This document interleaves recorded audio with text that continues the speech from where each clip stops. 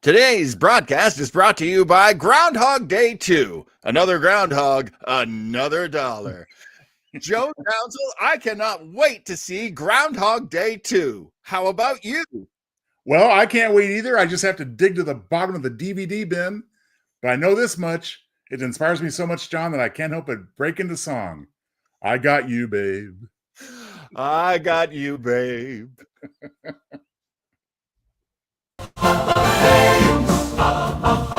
Fair use, having fun, you know. Give comments and reviews, and it's covered by fair use. Fair use, fair use, having fun. 5, 4, 3, 2, 1, fire.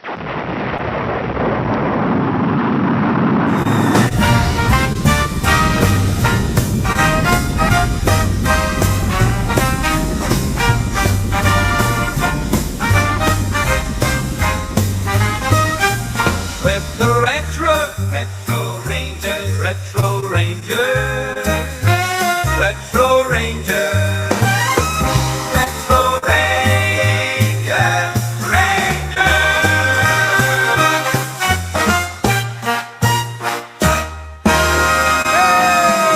Hey, welcome to Retro Rangers. It is the first show of this month. Well, that would be February, and it's February 2nd, and we always wait every February 2nd to see if Joe Townsend has seen his shadow.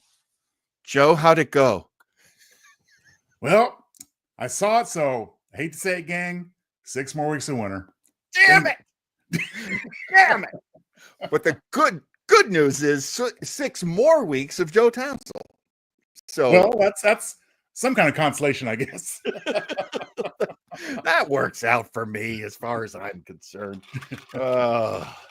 Folks, this year has already felt so much like a year, huh?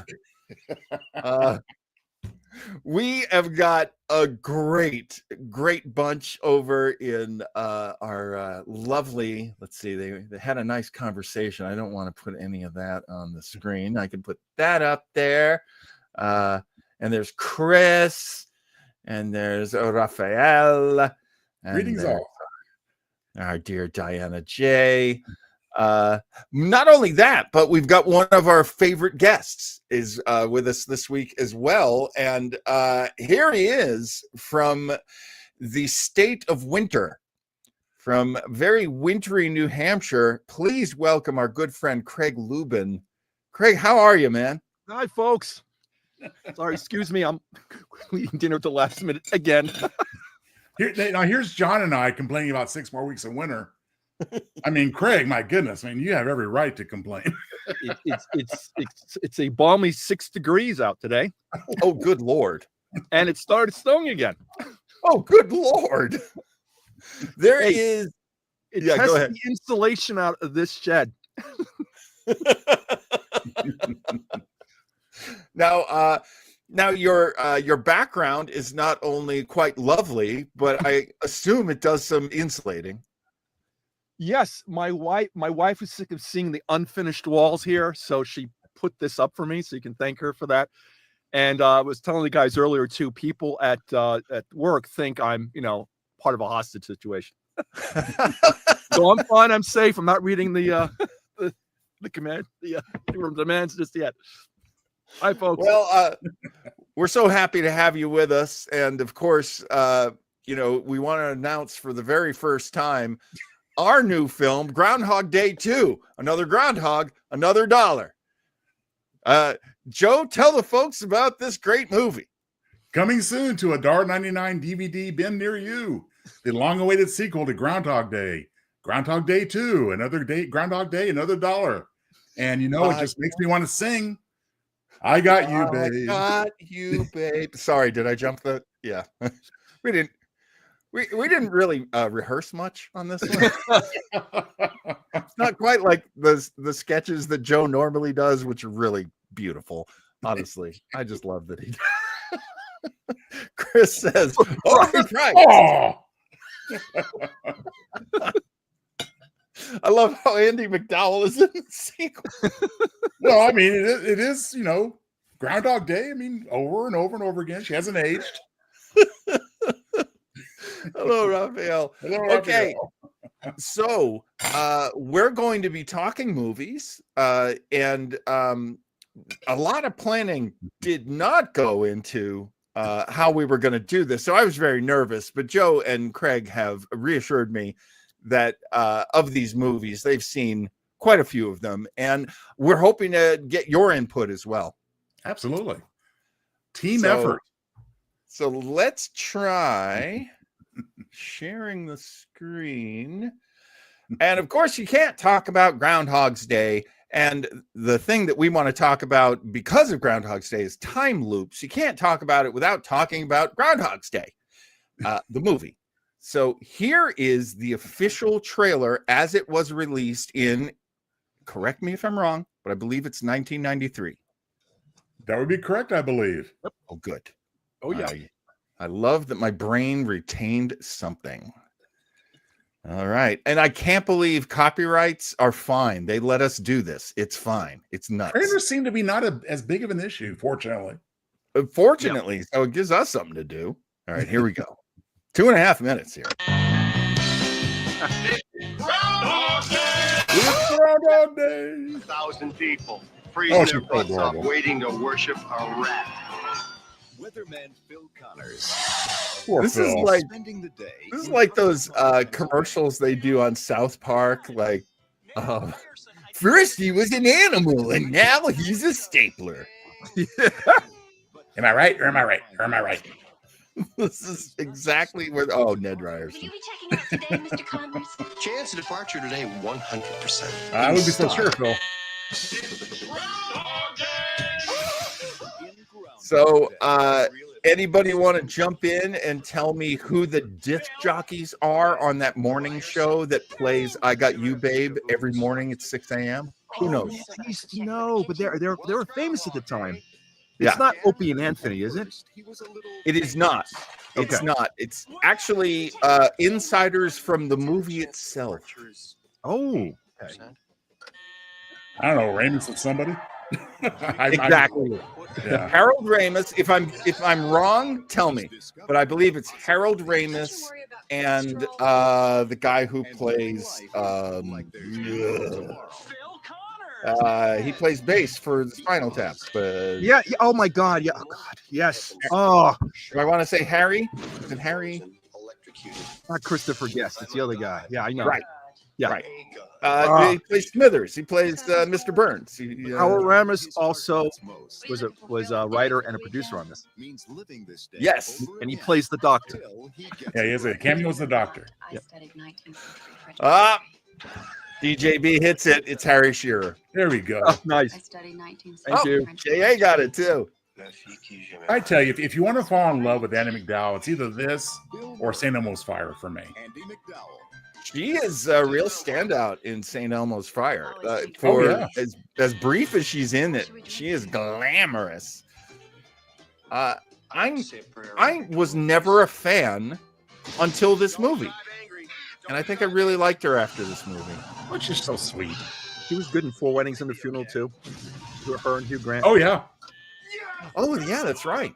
That's right. Life has a funny way of repeating itself. What did you do today? Did you say reliving or relieving? And you know, as far as the big screen goes, I don't think this gets enough credit for being like one of the real good Chris Elliott movies. Oh, yeah. Okay, so Groundhog's Day. Actually, let's talk about it. Let's talk about it. Let's do it. How First do of all, you feel about it? let's refer to it correctly as Groundhog Singular Day. Thank you. Okay, good. I have had that.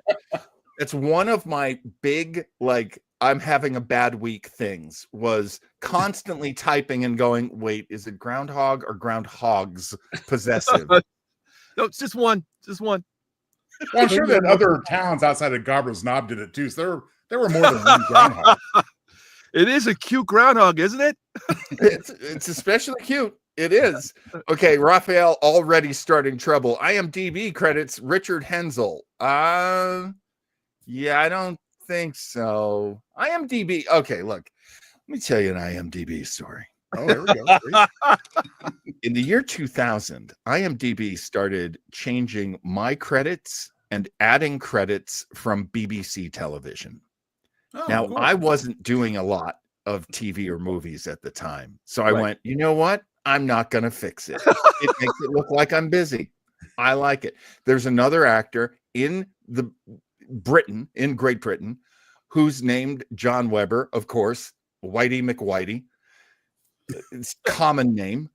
And then I actually got in touch with him at one point over Twitter, and he ghosted me. So then I was like, oh, all right, then they are my credits. Anyway, long story short, My old man, who was an accountant, not an actor, his name was Arthur Lubin, which is the name of a semi-famous director. He did all the Abbott Costello movies, a lot of B movies of the time. And my father, until days he died, was still getting calls for old films and stuff. yeah, After he kept saying, I'm an accountant. yeah. Then eventually, I'm a retired accountant. Stop calling me, with an obvious French accent. Just say, trying to explain, I did not direct Abbott Costello meets Frankenstein. I had nothing to do with it. Only thing I have to do with that movie is I like it. That's it. Well, I think the important thing to be learned here is that our very ethical Mr. Weber would never, ever pad his resume, but he would allow others to do it for him. I love it. I'm Okay, just cool. saying, Groundhog IMDb Day. makes mistakes. So, folks, got a question for you. How long do you think all of his loops collectively make? There's lots of conjecture about it. Some people say 20 years. Some people say as high as even 100 years. I've heard, I thought I'd read somewhere that Ramis claimed it was 10,000 years. Yes, exactly. And Ramis says, I like his trees because it took that long for him to finally change, right? Well, yeah, I mean, how many hundreds of thousands of days? I mean, Yeah. but hey, you know, he changed. It's particularly a guy like that character. Yes. That's actually like the funny part of it. It's like a normal person might have changed a lot sooner, but that character has to go through extra lives because he's so irredeemable. And one thing about, I know I'm jumping ahead a bit, but Edge of Tomorrow, Tom Cruise was inspired by that fact. That's why he played such a jerk. And he said, no, he's an amoral asshole, and I want him to change. So it was kind of cool. Anyway, sorry, didn't mean to jump ahead there, but No, It's a good segue. it's a very good segue. Let's go to it. I have to say, people ask me all the time. Well, we were doing Retro Wave with our good friend El Tiburon, Joe and I, and we were talking about science fiction movies, our top 10, I think it was. And this was one of mine. We're about to watch the trailer for Edge of Tomorrow. Not normally I'll go see everything Tom Cruise makes. That's not me usually, but man, he's been in a lot of movies I love. That's an inescapable fact. Absolutely. he does good shit. Not all of it, but most. Yes, exactly. What to tell you? Crazy. And this is one that you wonder at first if it even benefits from the time loop aspect. Yeah. And it does. Yes, absolutely. It's also a really great alien invasion movie, and I tend to really like those. This is based on a very popular Japanese manga called All You Need Is to Kill. Is that? Yes. Yeah. Yes, that's right. Oh my gosh. I always forget that. And the That thing is original grim. It's similar plot, but it's a Japanese manga. It's just, Yeah. Now, does anybody remember the original title of this movie? besides the soap opera right now, yeah, I forgot. I forgot now. I mean, why me stuff? Yeah. Is that the original title? No, John, I don't know it myself either. Oh, correct. those who haven't seen it, I recommend it. This one.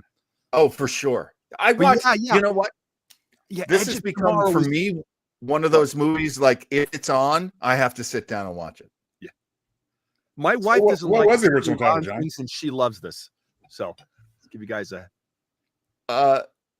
Okay. fistful of time. That's not true. That's not true. Brody is not right this time. What she got? Didn't she get that from IMDb? I believe it's called Live, Die, Repeat. That's it. Oh God. No. Now they took it off. They called it Edge of Tomorrow. It did not do well. Because it And sounds like a then- soap opera.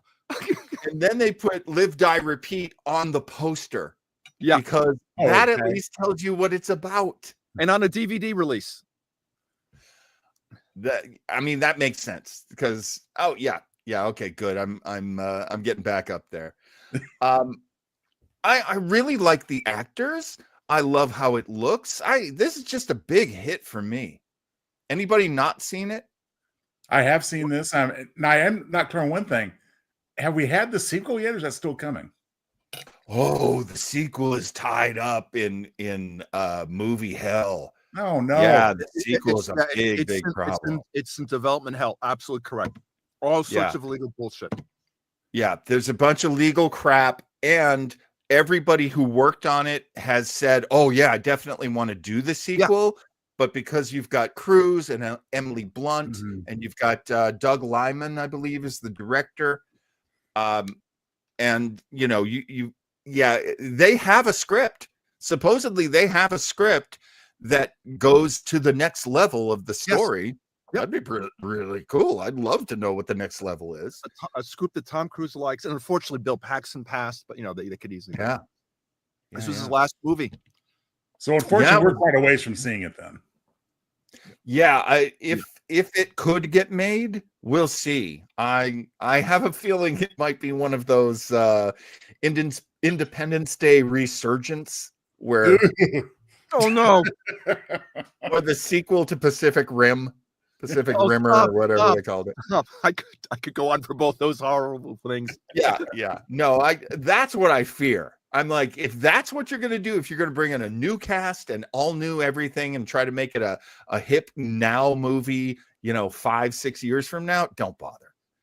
You The ship can't was as make big as a city. Now it's as big as a continent. it.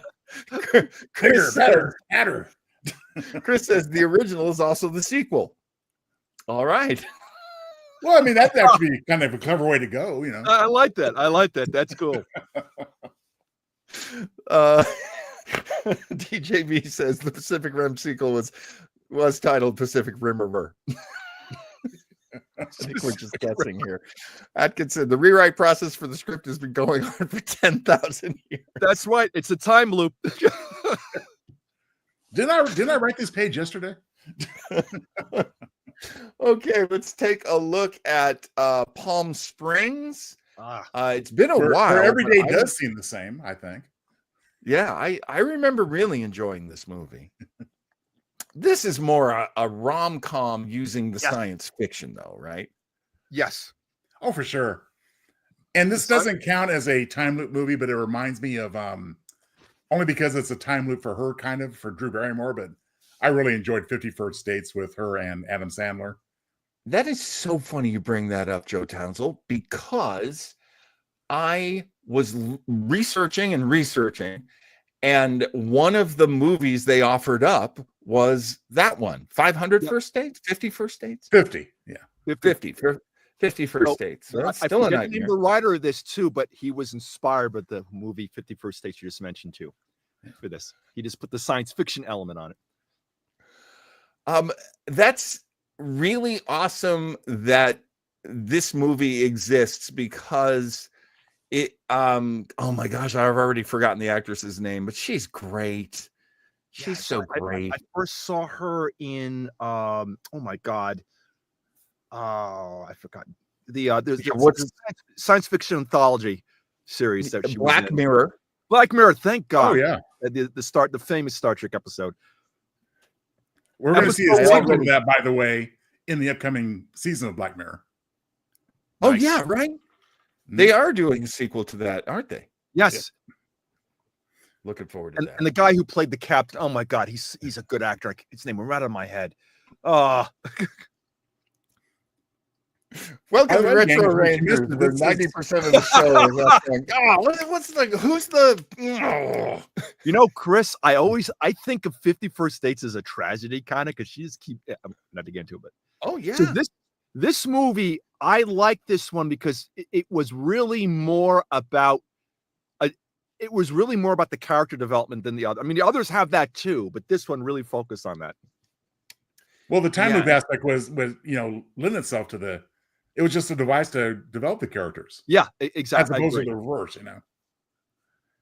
I want that Kristen pepperoni pizza. Milioti. And I like how he, not spoilers here, Bill, how he eventually does truly like her, even though he's trying everything. It's the opposite of Bill Murray, who was kind of sleazily trying to get his way in there with Andy McDowell. Oh, right. Yeah. This guy's like, okay, I want nothing to do with it. I just want to get high for eternity. And then he ends up caring for this person, and she's getting kind of disinterested. And he's like, it's starting to hurt him. He's like, he starts really, more time he spends with her, the more he likes her. I thought that was a kind of cool aspect. Yeah. Like he'd given up. Yeah, he was that's done. the thing. Yeah. A lot of ignore the commercial, everybody. Ignore the commercial. Yeah, I still haven't gotten the good YouTube. I don't know if such a thing exists as far as commercials go. I got to come out sometime, John, and mess around with your router. Get it working better. Because trust me, we had to pull some shenanigans to get to work out here. We live in the middle of nowhere, folks, just in case you're wondering.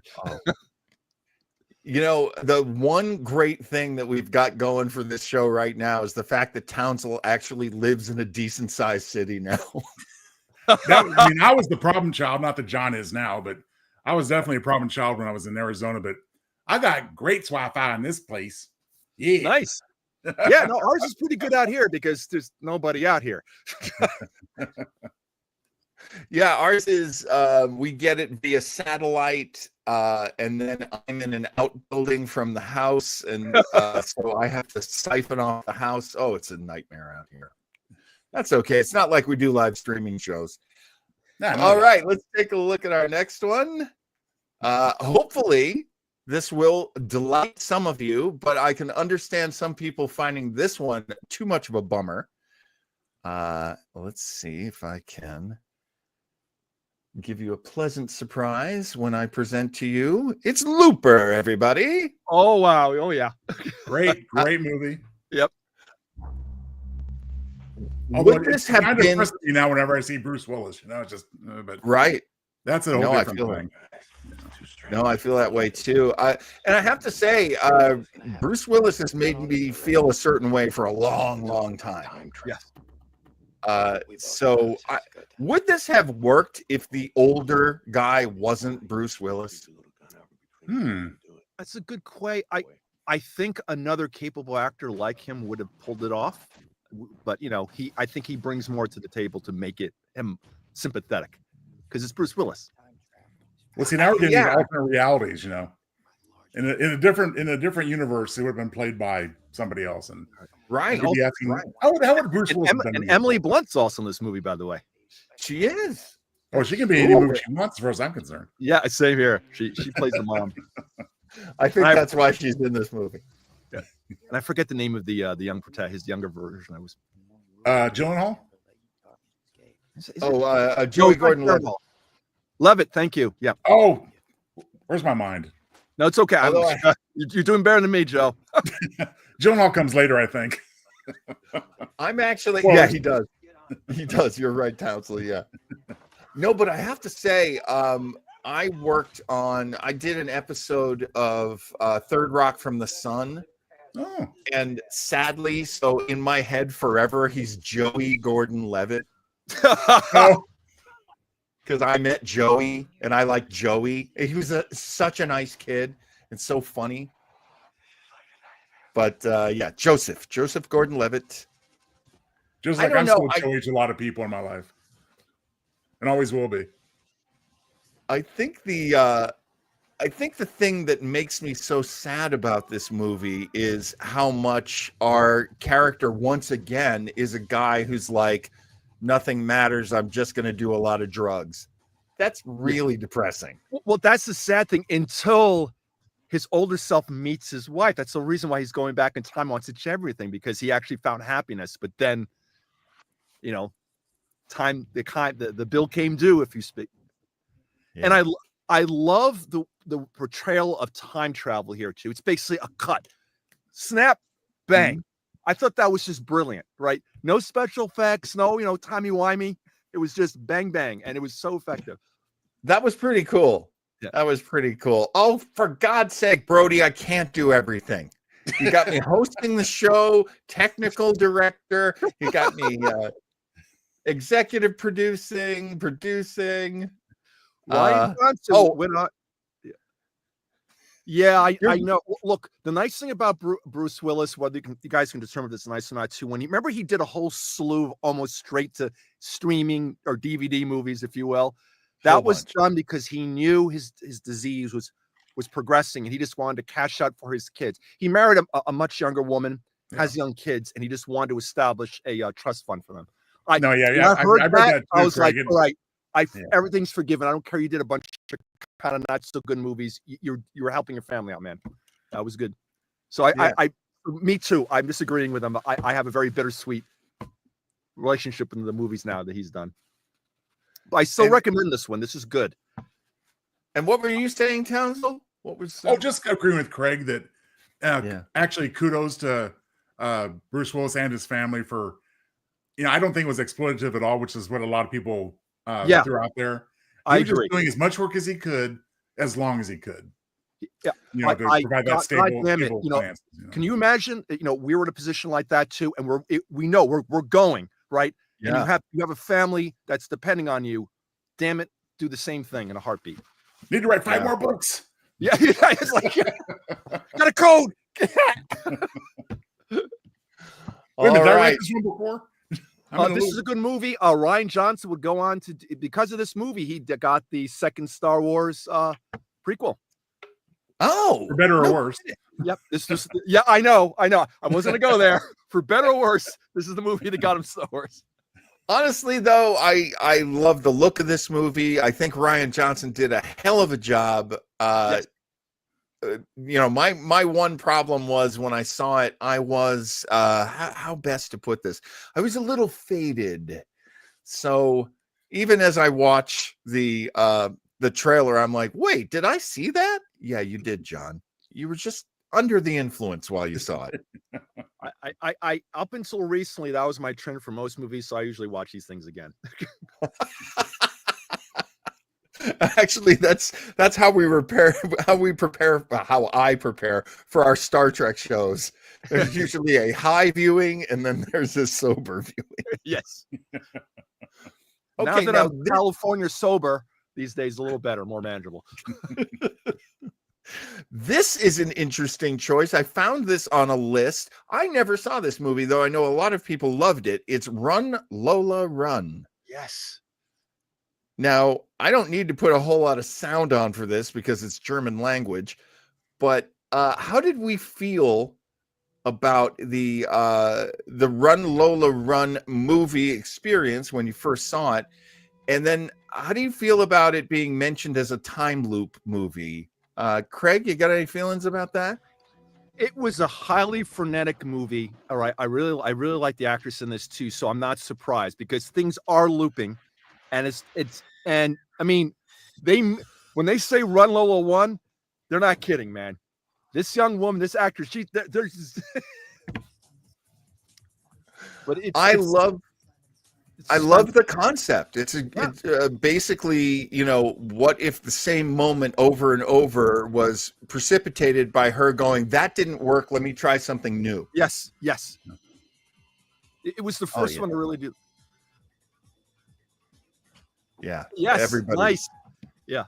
I saw this, one of the last movies I saw, my old man. Oh, no kidding. Yeah. Oh, that's fantastic. Well, he was alive until 2013, but that was just the last movie that we saw in the theaters. After that, we'd see things on DVD. Yeah. And I looking at the discussion in the chat, I was really tempted to mention 13 Monkeys, but obviously, I mean, since we're talking about time loops and that's more about time travel, but it is, and I just give everybody in that movie credit. It is probably one of my favorite time travel movies, 13 Monkeys. Yeah, I agree. And the loop is there. It's just more subtle because the movie loops the beginning and the end kind of loop into each other. And guys, was Annie McDowell on that one too? Did she play the doctor? I could be wrong here. It's been a while. Hopefully somebody in the chat can look that up for us, because I don't want to mess with our Wi-Fi. I have a second screen. Well, I can use my superior Wi-Fi and look it up too. She was in the Born Identity movie. No, Madeline Stowe. That's right. It was Madeline Stowe. Sorry, they looked similar. Similar types, yes, exactly. Sorry about that. This worked perfectly. Ask Ralph. No.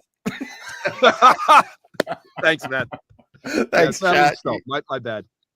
Brad Pitt. Run Lola Run. That's if you haven't seen it, I do want to see it now. I've actually got. I recommend it, guys. It's great. Watch it with subtitles. The German language of the situations. It's cursing in German. It's just so much better. Now, I have to admit, guys, that I am a tough sell when it comes to movies with subtitles. So, Craig, was it worth it to me? I did not man. know. Okay. This is a good Only movie. because I feel like, I have to look at one part of the screen all the time. Yeah. Right. That's my only you can play dub. I haven't seen the dub version. I'm sure it's fine. I'm being a bit of a purist here. So. Oh, so there is an option there. Okay. Oh, there is. Yeah. There is. Although I have to say, 1999. This is when my kid was born. So it was. Oh. That's a year you're going to remember. Oh yeah. All right. So ignore it. This is a commercial. Oh. Yeah, because after that movie, it wasn't going to the theaters for another 4 years. Now, I love this one. I love this. I am so glad to hear that, Joe. This is, for me, a lot of movies that are coming up. I feel this way. I saw the preview and I went, I want to see that. Yes. But I haven't yet. Well, so spoiler alert, John, but this will not drive you away, but bring you in, I think. Yes. Yeah. Our heroine here, who's experiencing her horrible birthday over and over again.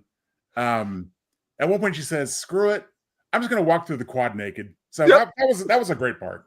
Yeah, it was. Because there's no repercussions, no lasting ones anyway. Oh, hey, you're up. But you know what? And I'm sure we're going to see this as well. Yeah. I found the sequel unwatchable. I couldn't even get through it. Yeah, I never saw it. Okay. Yeah, we're going to be looking at the sequel trailer as well. Okay. And I have to say, it's a great looking movie to me. It's a great looking movie. The so-called slasher character is actually very unique and cool. Yes. At this point in the slasher film genre. I like how it took like the Mean Girl high school movies of like the late 90s, early 2000s and put the Groundhog Day touch on it. That's really cool. That is very cool. Okay. And again, we're seeing that early on, and we'll see it again and again. Oh, she figures it out. One of my things, John Atkinson says, wait till you have to start watching closed captioning on the TV, which I do. But it really appeals to my ADD. Like, oh, good. Something I can read. Now I can look, and now I can read. Well, I don't want to revisit a very bad memory, recent memory, but the sound mixing in Section 31 was so bad I had to turn on the closed captioning. Just know what's going on. Yeah, man, me too. You're okay. It wasn't just me. Yeah, and my it was awful. Yeah. Hey, man, if that was the only problems with that one, I'll stop right now. John, this is Happy Death Day to You from 2017. Yeah. I wasn't even aware of this movie until the sequel came out. Really? Okay. Yeah. Yeah. I should try the sequel again, but I don't know what it was. I was suffering. I was like, this is not good. I never saw it, man. But this is excellent. Yeah, this one's good. Agreed. And that is a pretty scary mask. It's a scary mask. It was a cool. Oh, there she is. So no spoiler. You got in the trailer. That mask is the same mask, very similar to the mask that the Superman animated series had for Toyman, if you guys remember. Oh, yes. Once again, the people are inspired by old pop culture that they like. Remember, I mean, this kind of strains, believability in the sense like, we're just mishmashing two genres together, but it works. Yeah, man. This is good. I agree with Joe, man. This is a good one. I also love that they were using "It's Your Birthday" by 50 Cent. That's really cool. Oh my God, there's a "They Live" poster in the background. Oh, come on. Oh God, that'd be a great watch party. Oh, that would be the best final scene in any movie ever. Yep. So, what's wrong, baby? Yeah, right. Just before the scream. So let's remember this about Chris. His birthday is October 13th. We'll have to ask him after on the 14th if he lived it over and over again. The best wrestling fight scene ever. It went on for like what, a half hour? Oh, dude, it was like 25 minutes. It was amazing. My date during that fight scene was like, "Oh, come on." Like, should I go to the bathroom? I'm like, yeah. I saw it with a bunch of guys. Thank God, they didn't bring my girlfriend at the time, but the audience was going. I saw it down in the theater in East Village. People were going nuts. John, I want to hear you quote the most quotable line in "They Live." You know what it is. All right, hang on. Let me get into character. I know what it is. Yeah, we can talk over the sequel because this sucks anyway. Just to chew bubble gum, and I'm all out of bubble gum. I will never drink it, by the way. My nephew gave this to me like 5 years ago. He's like, "You still haven't drunk it?" I'm like, "I'm never drinking it. It's that's an heirloom. It's got rowdy on it."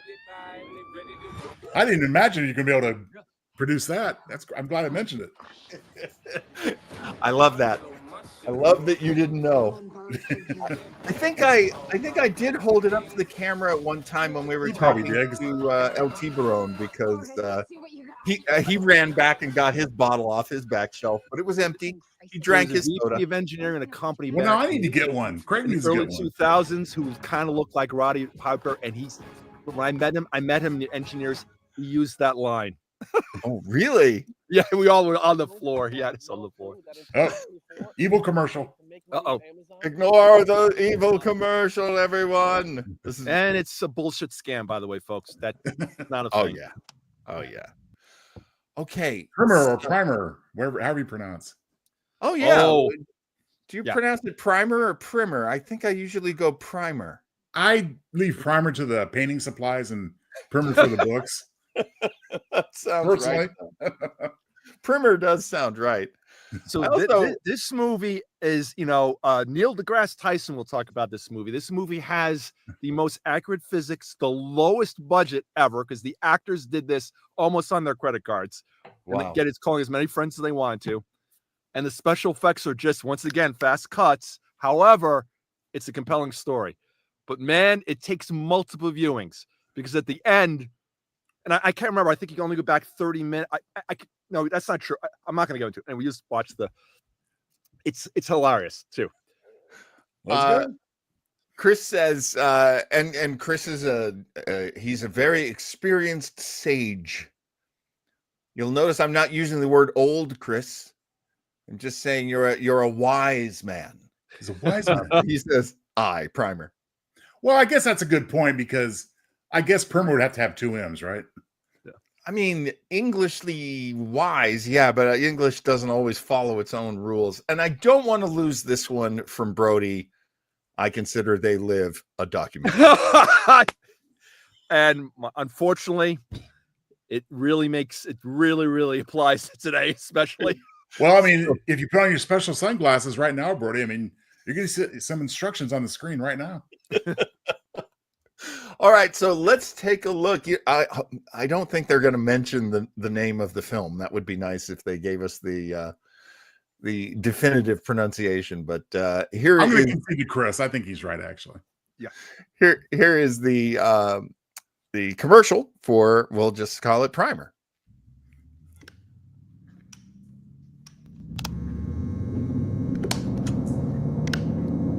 Quite a few of these are Sundance winners, by the way. Yeah, we noticed that before on one of them. What is essential? I'm gonna do the Arthur Spooner where I read all the dialogue on the screen. What is wanted? Okay, that's enough.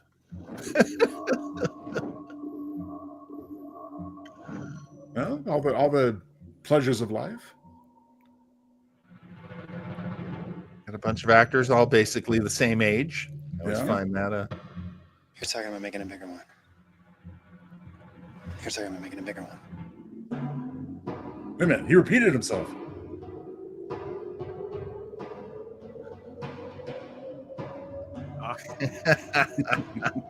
The time machines are pretty interesting in this. They're basically coffins at first. Oh, wow. This is a pretty interesting trailer for such a simple movie. Yeah. Well, sometimes the simplicity is the most interesting thing. I absolutely agree. I didn't used to agree, but I agree now that I'm older and wiser. This is Primer, Brody. When Netflix first started their streaming service, this was like one of the movies. Yeah. All right. I recommend it. I recommend Primer, folks. You enjoy it. And you're I'm never going to check it out, and I think we all can agree that one coming up is wonderful too, with Jake Gyllenhaal. I've never seen this one. I Really? hear good things. Very good use of the time loop subgenre. A little Some real Jeopardy here, you a know. little quantum mechanics. Yeah. Hey, if you went over Craig with your concept, you've accomplished something. That's a good point. Craig's very discriminating on this type of film. Look, I can see that you think you know me, but I don't know who you are. My name is. And you can't go wrong usually with Michelle Monaghan. Is that how you pronounce her name? I think so. Yeah. Yeah, I don't remember. No. I don't know who Sean is, and I don't know who you are. I haven't dropped any edibles yet. Nope, we're getting high energy, Craig, and we appreciate it. Welcome back, Captain Stevens. Where am I? You are inside the source code. What is the source code? It's a computer. He's already shaken up because he's already seen some weird rabbit. Source code enables you to cross over into I'm telling you what, if you are in a strange situation and you see Jeffrey Wright, you run. No. Good to know. He's in all the scariest shit. He is. He's got. Sean Fentress was on that train. He is now you. Think, Captain, remember back. I kind of love that the actor that is playing the guy that Jake is supposed to be has like such a fake looking face. I wonder if that's by design. They had that in mind. I wonder, because this is kind of early for AI, but it could be. Look for ones who seem nervous, as always. Yeah, this is 2011. That's early for AI. What would you do? Starting to come into its own a little bit, but it's not quite there. You're right. Make those seconds count. DJB says saw source code on an airplane and dug it, but it could have been the pressurized cabin. Compressing your brain. Yep. John Atkinson, I can relate to that feeling of looking in the mirror and not recognize the Everybody should watch this movie and tell me what you think of the guy who gets taken over. Right? Just not to give anything away. Just What's going on? He's in trouble. the moral implications of it. Interesting. Guys, I'm gonna set a rule right now. If a movie or show is more than 10 years old, we're not gonna do spoiler warnings. Yeah. It's your fault for not having seen it yet. Okay, here's a movie I never heard of until I started doing the research. I have not seen this movie. Craig Lubin, have you seen it?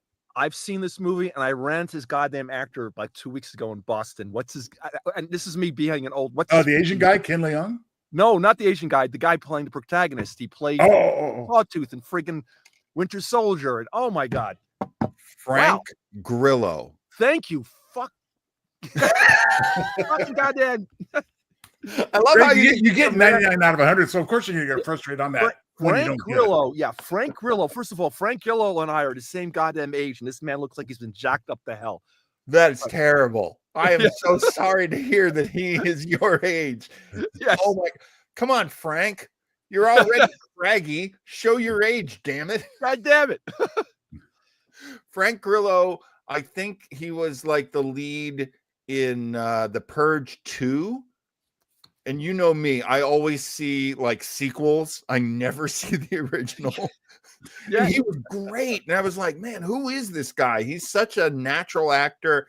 He's so not actory.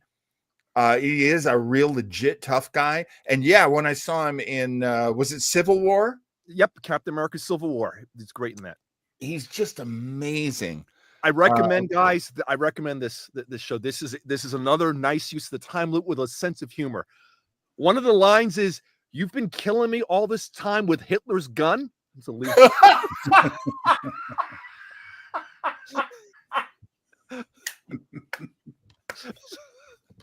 That is a line from the movie, just to let you know how crazy it gets. If I wrote that line, I would retire for like 5 years. It'd be like, I'm not gonna write anything better than that for a good long time. And he's so pissed off, like, you mean to tell me you've been killing me all this time with Hitler's gun? All right, let's take a look at Boss Level. Oh, that buys you. You know what? Thinking too much, boss. Because tomorrow isn't guaranteed. You have no idea. Really? I used to complain that every day felt the same. And now every day is the same. Seriously. Shoes, pants, rip them, flip them. Okay. Coffee, anyone? All right, martial arts. I don't know how this is possible. But I keep repeating the same day. Sorry, pal. As many times as I've seen this happen to my apartment. It's crazy. I still can't help but think I'm never, ever getting my security deposit back. Oh, there you go. I actually like the 18 movies, so there you go. The son I love. Now, a bunch of assholes trying to... Well, this one's got it all. Oh, yeah. But no matter how hard I fight, I die. Every single day. Yeah. I guess I'm watching the. Oh no, I don't know about. What if I can erase? I don't know if I watch Mel Gibson movies anymore. I don't know. He looks like he's a pretty minor part. He's the bad guy, one of the bad guys, and it's worth what happens to him. Okay. Okay. Yeah, you'll get some comeuppance. It sounds like. Yeah. It's about restarting. Because I'm the opposite with Naomi Watts. Naomi Watts, I will watch. Absolutely. Because she is cool. I love her more and more the more I see her. Well, I tell you, if you're into David Lynch style, you got to watch Mulholland Drive. Yep. You know, I've never seen it. I got to see it at some point. Oh, Michelle. Oh, and look who else is here, John. Oh, come on. I'm in. I'm in. Can you overlook Mel now? She's got a good role in here too. She helped. Actually, obviously helps train him. I've been waiting for this for a long time. You know, I might even make the family watch this with me. This movie's nuts, guys. Well, after the last one you made them watch it, they probably appreciate it. Oh, yeah, we had to bag out. I made the family watch Section 31 with me, but the connection was so bad on Paramount Plus that it kept freezing up. So I was like, I release you. We don't have to watch this. We watched some TV show instead. My family is a Michelle Yeoh fan, and that wasn't enough. Okay, wait a minute. Yes, she was. Absolutely. Was she? Tank Girl. Oh my God, I haven't seen it in so long. I didn't realize Naomi Watts was in it's it. like 2000. It's 20. That's like 25 baby years ago. Naomi Oh my Watts, God. though, right? Let's see. You need to I see agree, it. John. Yes. I love it. John, tell us who played the other female lead in that, because oh my God, I fell in love with her. I remember thinking that said, oh look, that she looks like a young Catherine Zeta-Jones. She actually is older than Catherine Zeta-Jones. Oh, no kidding. So this this is her name. That's right. The other actress in Mulholland Falls? Yeah, I got to figure. Yep. She was that girl, and I forgot the name of the actress who played Tank Girl, but you're right. Yep. Yeah, I remembered that Tank Girl was Lori Petty. because Lori Petty does that weird voice. But Naomi Watts was Jet Girl, not Tank Girl. So, and Naomi Watts was still pretty much just doing Australian stuff at that point. I think it was quite a while ago. Yeah. Yeah, it was wild. And sorry to jump back and forth, but Laura Herring was her co-star in Mulholland Drive. Oh, someone I didn't know off the top of my head. I thought for sure I would know who that was. Well, all right. That was Boss Level. Recommend that, guys. It's still on streaming on Hulu. Yeah. It's good. Oh yeah. Who's bringing its game tonight? Yeah. I love it. It takes all the craziness of Edge of Tomorrow, but throws a little comedy edge on it, and even ups the action. You saw him with that 60 millimeter Gatling gun. Yeah. Things escalate from there. Yeah. It's very video game, and it's very how I play video games. Oh yes, that's why it's called Boss. It literally, guys, Boss Level gives it away. It's basically he's learning to kill the boss at the end. Yeah. Oh, that's so funny. And as long as it's Mel Gibson, that's okay with me. Introducing the next. Oh, ignore it, everyone. Dang commercials. Stupid commercials. Done so well lately. Where's a Groundhog Day 2 commercial when you need one? Okay, so I had never heard of this movie. It came out last year. It's called Omni Loop. But the cast looks really good. They're all people that I like. So let's take a look at Omni Loop. I saw this in Greenwich Village, 13th Street. It was one of those. I go back a week. Anyway, shut up. Oh, no, go ahead. You can do the explanation. So I mean, the drug that is forming a black hole in her chest, and it's a singularity, and it's causing her to reset. Time. Singular? Yeah, literally, she's got a black hole in her. Wow. That's all I remember. I'm sorry, I was really baked when I saw this one. Well, it's enough to arouse my curiosity. Your name is Paula Campos. You work in a lab. I'm from the future. I know everything that's going to happen. How many fingers am I holding up? 3. Now the middle finger. Now your cat's going to meow. And you're going to ask me, is this really happening? She never saw that. How'd she know? Say, yes, it is. I want to make it so I don't only have 5 days left. So I have my whole life. I think I know somebody who can help us. An anescopic man. Let's solve time travel. I'm just so happy to see the younger actress not on The Bear, because I believe she deserves better. We've tried everything. And they're both scientists, by the way. The other, I remember. No, I got it wrong. She learns physics during the loop. I'm sorry. Right, The other actress is a scientist. Right. Everything I could have done. All the other versions. Got from The Bear. Yes. Yeah, it does look really good. And if you want to put your heartfelt personal relationship stuff in a time loop movie, I'm here for that. That's okay. More days. Get it? Heartfelt? Wasn't even going there. That's good, John. I pushed you there. Yeah, hey, snuck on. This one kind of snuck onto the scene. A little bit how I was in New York. We were coming back from the office. We saw this thing. Hey, let's check this movie out. A couple work people was. There was a new dispensary open up across the street from the office. And we got a big bag, and you know what happened. Okay, so I really should have done my homework here. This was one of those things I kept pushing.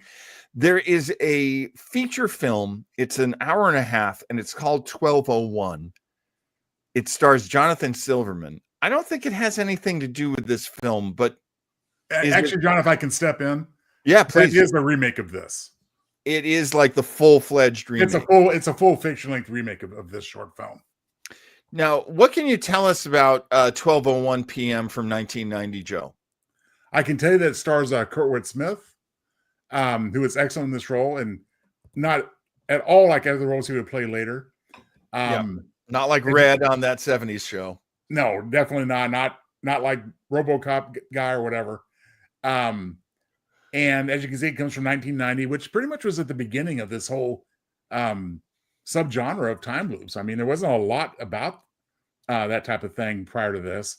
So at the time, it was very original, very captivating for that reason. And we basically get to revisit an hour of his life, not a day, but an hour. I showed. Hey, it showed. Fred's here. Hi, Fred. So yeah, I mean, I remembered this from when it first came out pretty much, and I thought that was really cool. And then of course we've seen a lot of great stuff follow the same subgenre since. But I'm glad it's our feature presentation tonight. Flag me down anytime you want me to hit pause, but we are doing as Joe says, this is our feature presentation. It's a half hour. I believe this was a festival movie that Kurtwood Smith had done, and it did very well. And then the Movie Channel was doing a series of half-hour movies in an anthology format, and so they showed this, and somebody taped it, and so now we're going to watch it. Okay, I was going to say Showtime, but they were the same people, right? They became the same. They merged. Yeah, okay. Actually, my lovely wife worked for Showtime during the merger, and so she was like, those Movie Channel people are nuts. But then they all got along really well, so I just have to say, okay, what's Fred got for us? Time loop trope originated with a here we go, guys. Yep. 1941 Heinlein story written as Anson McDonald, called By His Bootstraps. Still the best time loop story ever. Did anyone ever make a movie of it? Anybody know anything about that?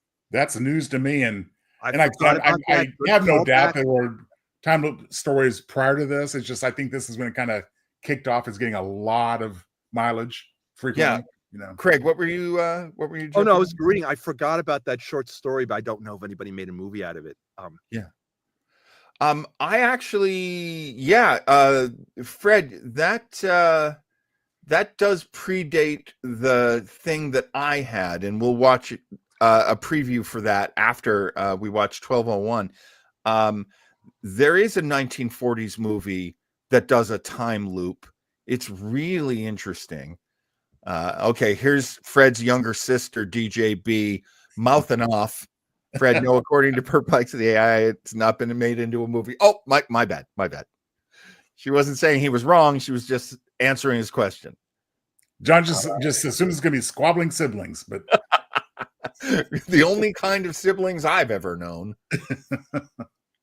All right, here we go. Just holler at me any point to I love how this begins, by the way. This is a little off-putting. Oh, but she likes it. All right. I don't even know who was giving money to the Movie Channel. It was like on certain packages on cable, I think.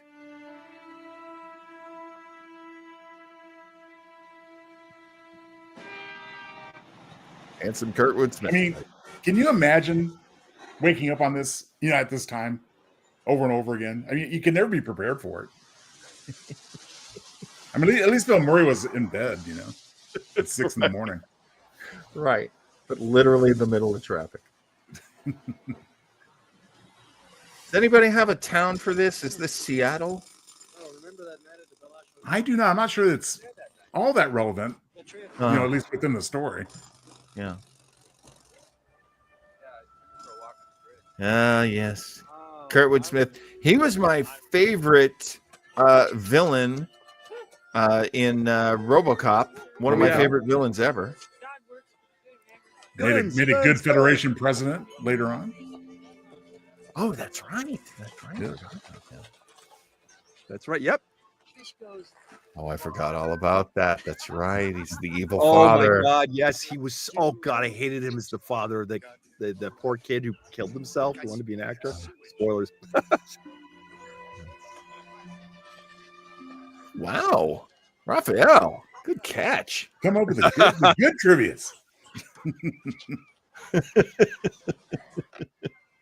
And of course, we're our dumbasses.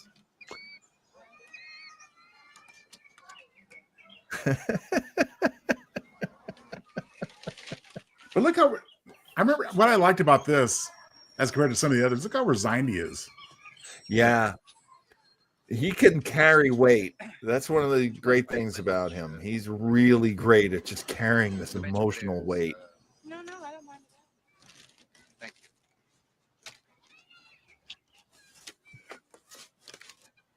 It's terrible how they don't take care of We know her. park anymore. Do we? What's she from? Yes, it is. Oh, I say that I can't give you an answer. So, how are you today? Not too bad. How are you? Oh, I'm okay. You sure about that? Oh, sorry, sir. Do you have a quarter? You're not going to get very far on a quarter. Yeah, I was about to say a quarter. Holy cow. Wow, some of the Fulton cash. Very nice of her. God bless you.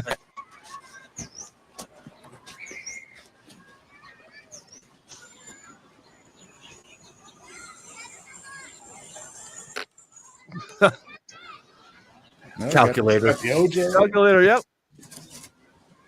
Little Texas Instruments. Yep, OTI. The OTI. Excuse me. I hope you don't mind me saying this, but that is the most well-organized lunch I've ever seen in my life. Thank you. A lot of good it does me, though. In an hour, I'll just be hungry again. I know what that's. Was it Chinese food? No, you don't. What I miss? Even if I ate at 12:59, I'd be starving again in 2 minutes. Well, I'm certainly glad I don't have your problem. Say that again. Well, I'm certainly glad I don't have your problem. Don't even joke about that. Say that again.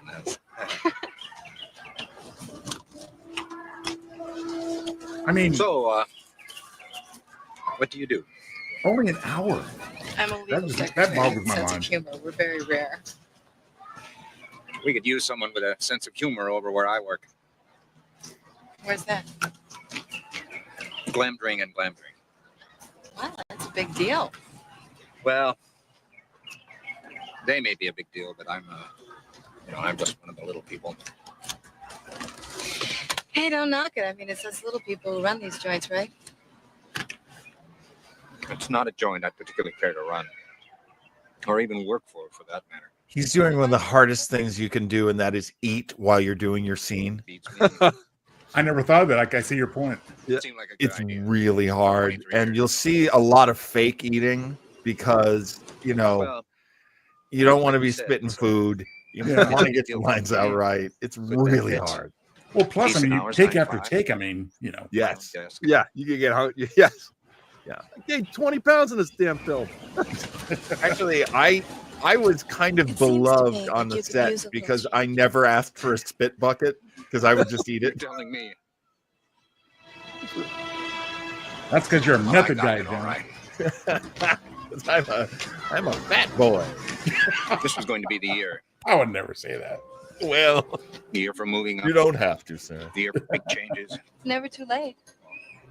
It is. Believe me, it is.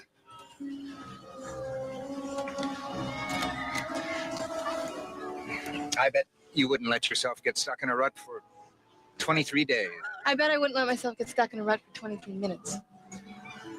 Yeah, that's a rough one. That's a wonderful drawing. Especially if you need to You sing a lose that song. fast. It's not Mister. It's Myron. Myron. Castle. Oh, that's a. I think I make something Yeah. up. Terrible one.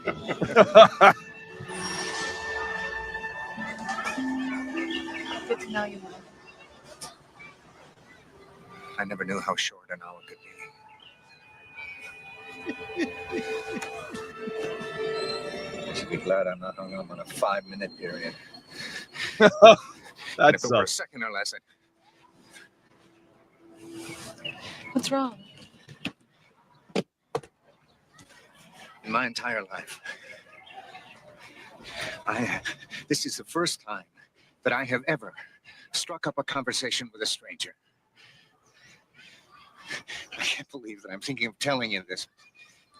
There's something about you that What? What is there about me? To her credit, she's not yelling and screaming into the night. Yeah. You're attracted to Kurtwood Smith, and that makes you special. Something terrible has happened to the whole world, the whole universe.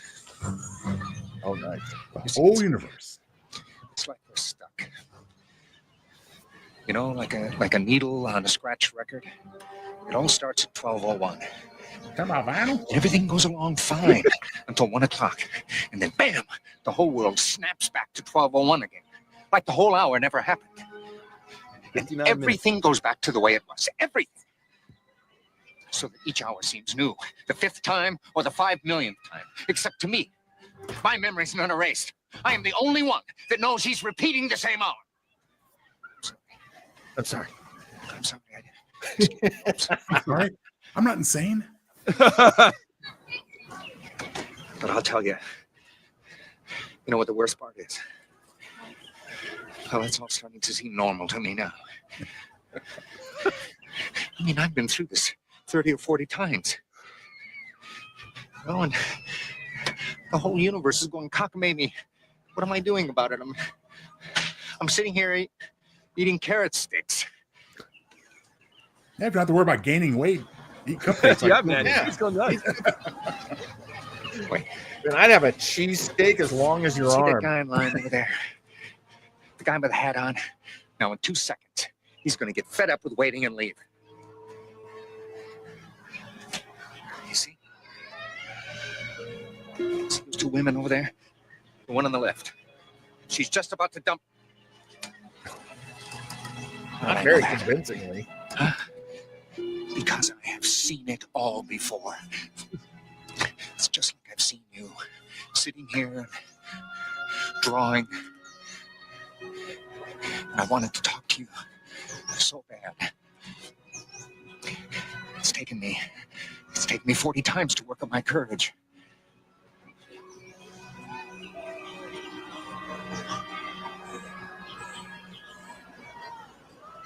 Here we go. That's a very understanding woman. Yeah. What has happened? Oh no, here we go again. I love those sound effects. Oh, Those wow. are like 70s sound effects. You know, Fire up she's the nice. Let fireman. me go get that cheesesteak. Cheesesteak. Oh, hell, I'd be sitting on that park bench with a lobster. Who am I Keeps talking? appearing in that little circle there. I always thought I don't have time. Wow, the extras are not good in this. Damn.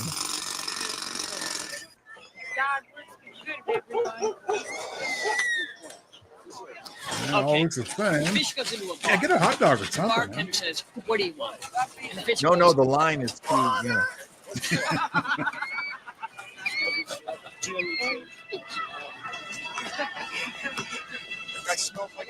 Oh, so you didn't sit down next to the bird poop guy. Okay.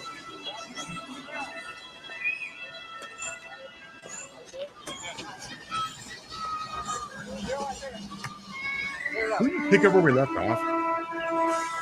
Hey, she is good.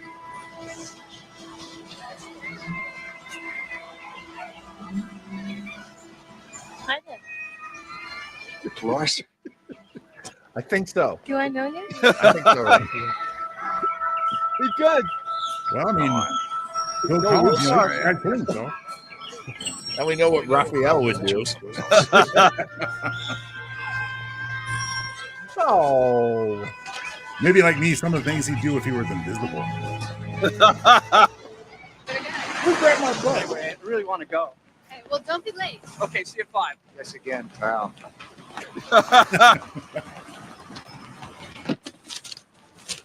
Wait a minute.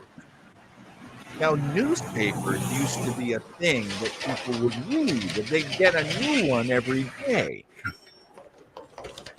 Except if it was the Thank you, 40s, Mr. when Historian.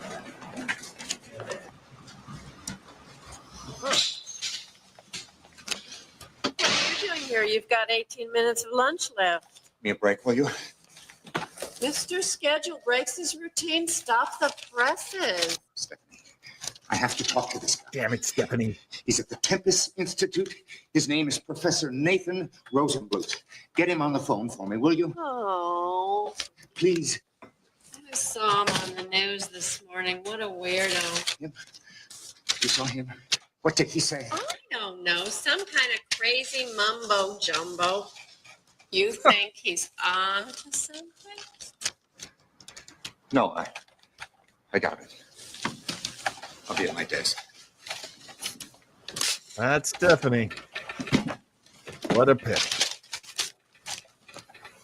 Now, would you spend any part of this single hour going back to work early? I'm calling from Yeah, I know, right? I was thinking the same thing. He would like to speak to Professor Rosen. So he's trying to find a way to break it, right? He wants to break this loop. Yes, I trying to get some variable that will help him. So he's just a regular guy. He's not a scientist or anything. No, just a dude that found himself in this predicament. See. I'll tell him. He Thank just you works at so much. tedious office job, it looks like. In the old days, you needed a Stephanie to do phone calls for you. Stephanie? Yeah, It was get so-and-so on the phone for him. Secretary says he's swamped with calls. Oh, tell her it's urgent. Tell her I'm a big shot at glamouring and glamoring. Pull out all the stops. Do whatever you have to do. Big shot. That'll be the day. Oh, man. Stop being such a Stephanie and just do it, please. No.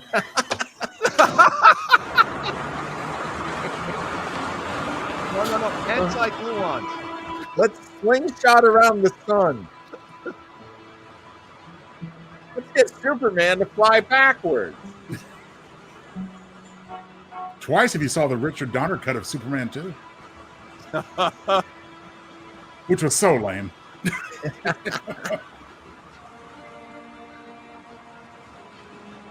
Don't do it. I was thinking about it.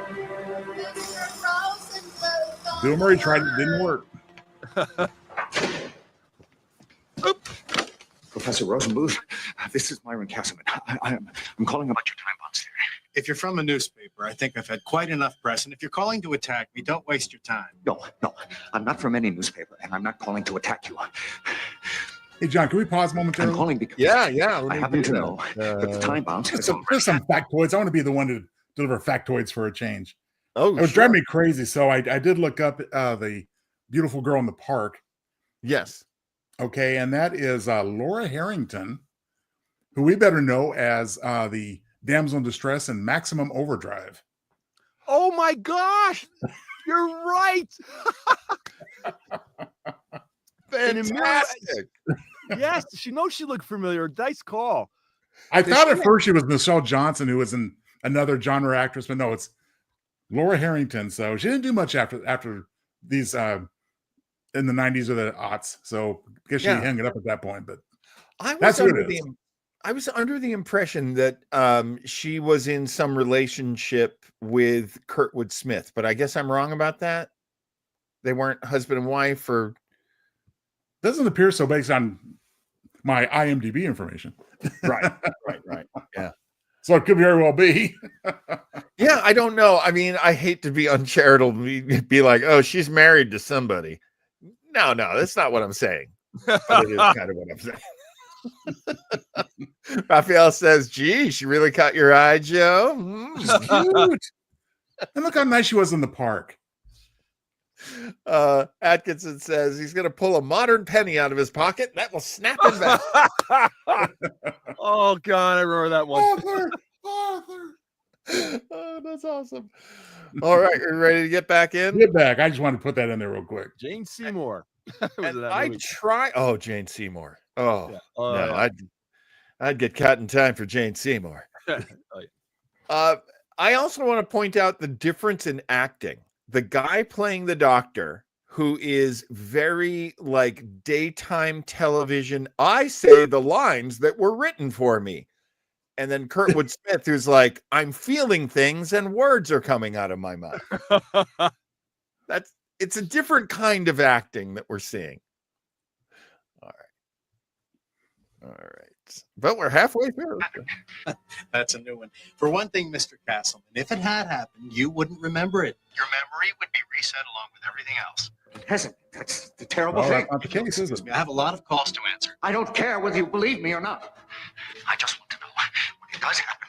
Is there a way out? Does the antimatter universe ever go away? Professor, are you there? Mr. Castleman, if you are telling the truth and you do remember, that means I'm right about that too. Right about what? About consciousness being an independent variable outside the machinery of the universe. It's something I've only just begun to figure out. Please!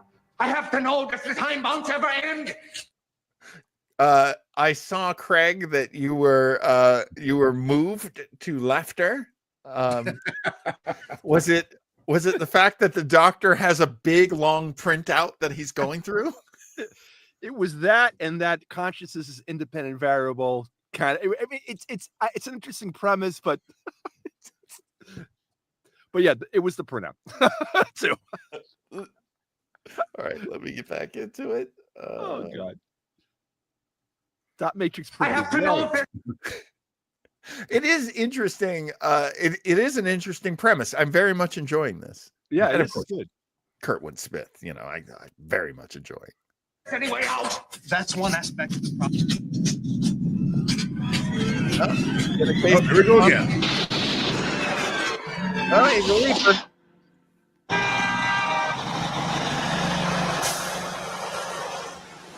I mean, one of these days he's gonna trip over his own feet and just fall into traffic, like this. Oh,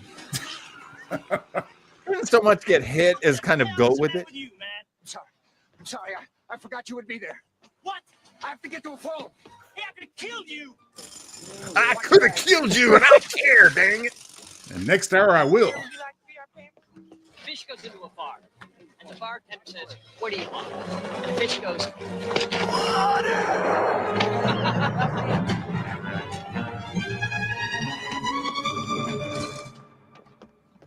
What are you doing here? You've got 25 minutes of lunch. Get Professor Rosenbluth back on the line. Get who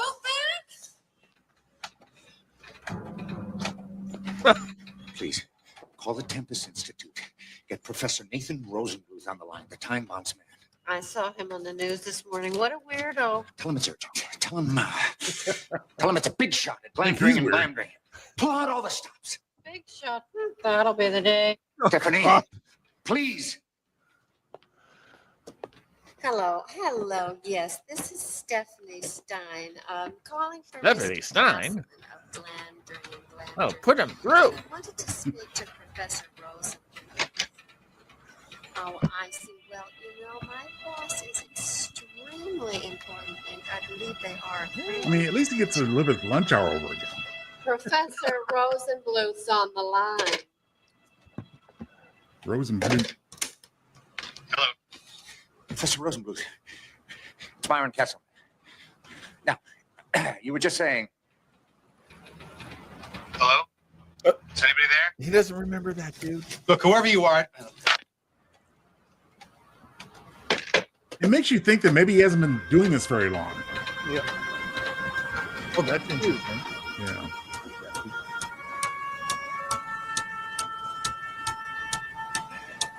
Do I have time to get cheap? Loud. Oh, that's not Another trick again.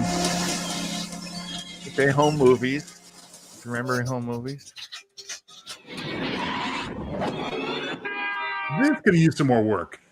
Full transition effect. yeah, that is. Watch out. The heavy metal guy's coming in on your left. Oh, no, can't see him now. Where's that nice girl on the park bench? Because I'm talking to her over and over again. No, I was fucking. Oh, but he didn't drop the groceries.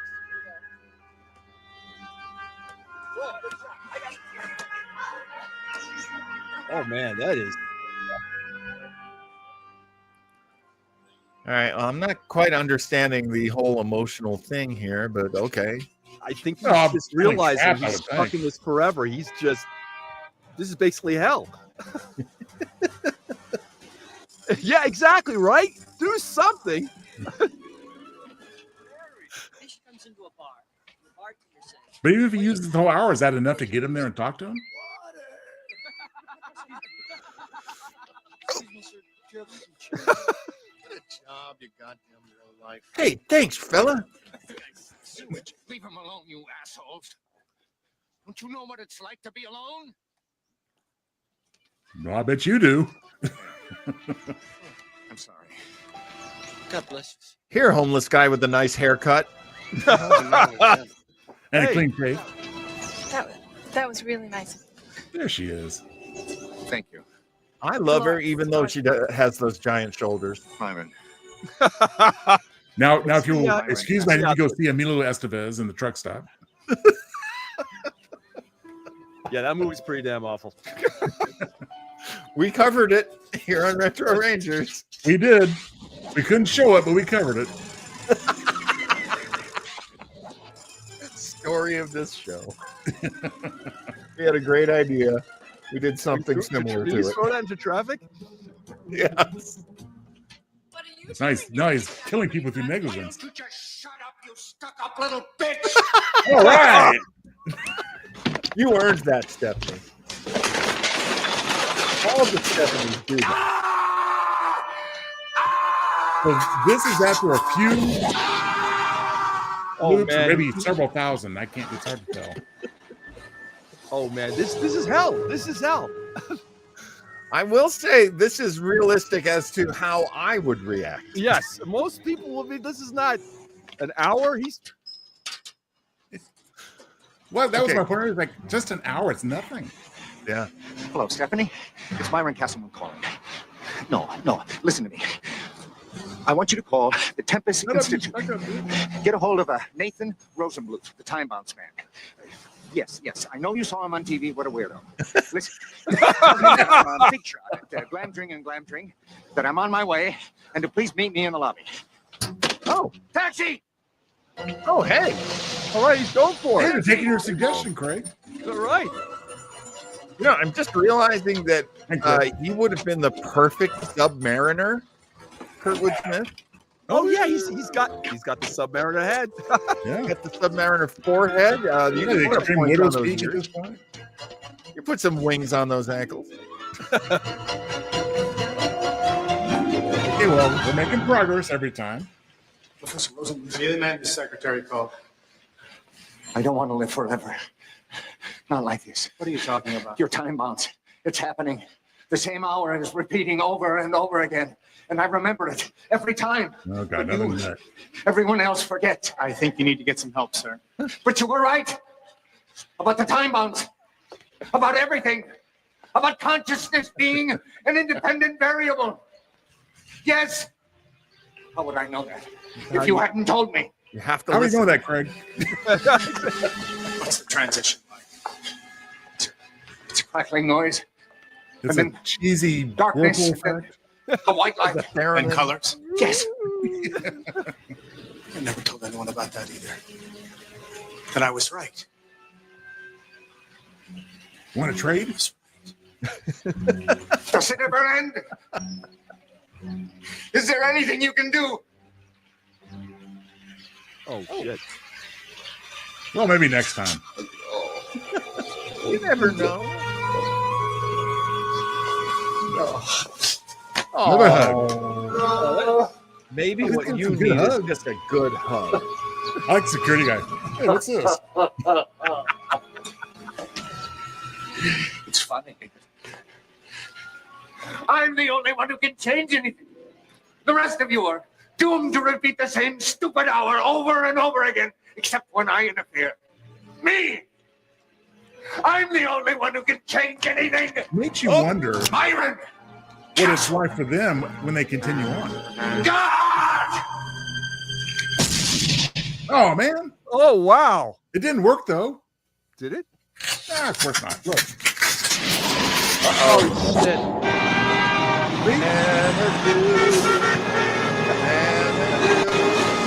That's a good point, Joe. Is there a timeline where he just blew his brains out? Like I said, it didn't work for Bill Murray. It's not going to work for him. Oh man, guys, this is grim. Oh crap. Yeah, I told you. Oh, Look, that's crap. it. Oh. Holy snap. Wonk wonk. I had not actually watched it. I was watching around it so I could react to it with everybody else. Oh Yeah. man, that is awful. Oh, that is holy crap. That Well, and you can see how other stories and movies built upon this. Yes. Oh, they absolutely. did. Like Groundhog Day, you know. Yeah. Because if they made it an hour, it would have been like, because oh man, and it's forever. Oh, that's just so wrong. That is wild. That's really good. I'm so glad you came up with this, Joe. Yeah, Joe, thanks. this is Well, great. I loved it, and I hadn't seen it in many years, and I do have a couple more facts about it. As we saw, it's a short story by writer Richard A. Lupoff, It's a published in Dante's December Inferno. 1973 of Magazine of Fantasy and Science Fiction. It's a Dante's Infernal circle of hell, Yeah. torture. Oh yeah. And he might have been one of the bad extras, the author, that you noticed, John, because he appears as an extra in both adaptions. Oh wow. This and the 1993 version with John Silverman. Yeah. How was that? Is that a more extended version or just? I saw it. I'm gonna remember that it probably I'm sure it's a 90-minute TV movie, so right. Probably didn't drag it out too much, but I just like the tightness and sickness of this. Oh yeah, He's this hopeless. one's He's emotionally- damned. I What more did you feel need? for this guy? I feel holy crap. You just like, and this ends with him standing in that same spot. You're like, holy crap. Because It's no matter what he tries, everybody else has been reset. Yeah, and it's gonna go on forever. It's an infinite loop. Right. And again, I wonder from their perspective. I mean, the guy doesn't just vanish after that hour. Yeah. Some form of him must live on in other realities. So they're branching timelines, and he's just in this loop. Seriously, from a physics perspective, look, this is all speculative crap anyway. But from a pure mathematical perspective, it makes more sense to this. He's stuck in the loop because, from a physics perspective, how do you get out of the loop? Right, one way, it's causality. But in reality, you just be looping forever. I hope it doesn't happen to you, Craig, because then Lubin would be looping. That would be Craig Lubin. Oh, it's just an hour or two. God, that sucks balls. Well, that's what got me on. It's like 59 minutes. It's not even an hour. 24 hours is not long, but Right. at least you can do something Yes, with well, that. at least he has a day, man. At least it's 24 hours. It was like an hour. You're like, oh. I mean, this poor guy couldn't even learn how to play piano in just an hour. Yeah, he learned quantum physics or something. Yeah, I mean, he could. Jesus Christ, because he retains everything. But what do you mean by that? What are you trying to say, Raphael? Just now we're going to repeat the whole show right now. We also want to remind you about Groundhog Day 2. Another groundhog, another dollar. Isn't that right, Joe Townsell? That is correct, John Weber. And it's coming soon to a $1.99 DVD bin near you. And I'll definitely be fishing for it. I hope you do too. And let's not forget that musical message.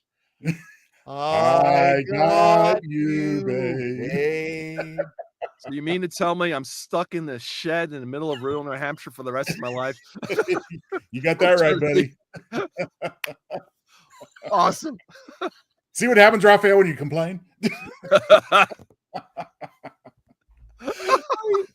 I love that we're able to make our brain disease spread.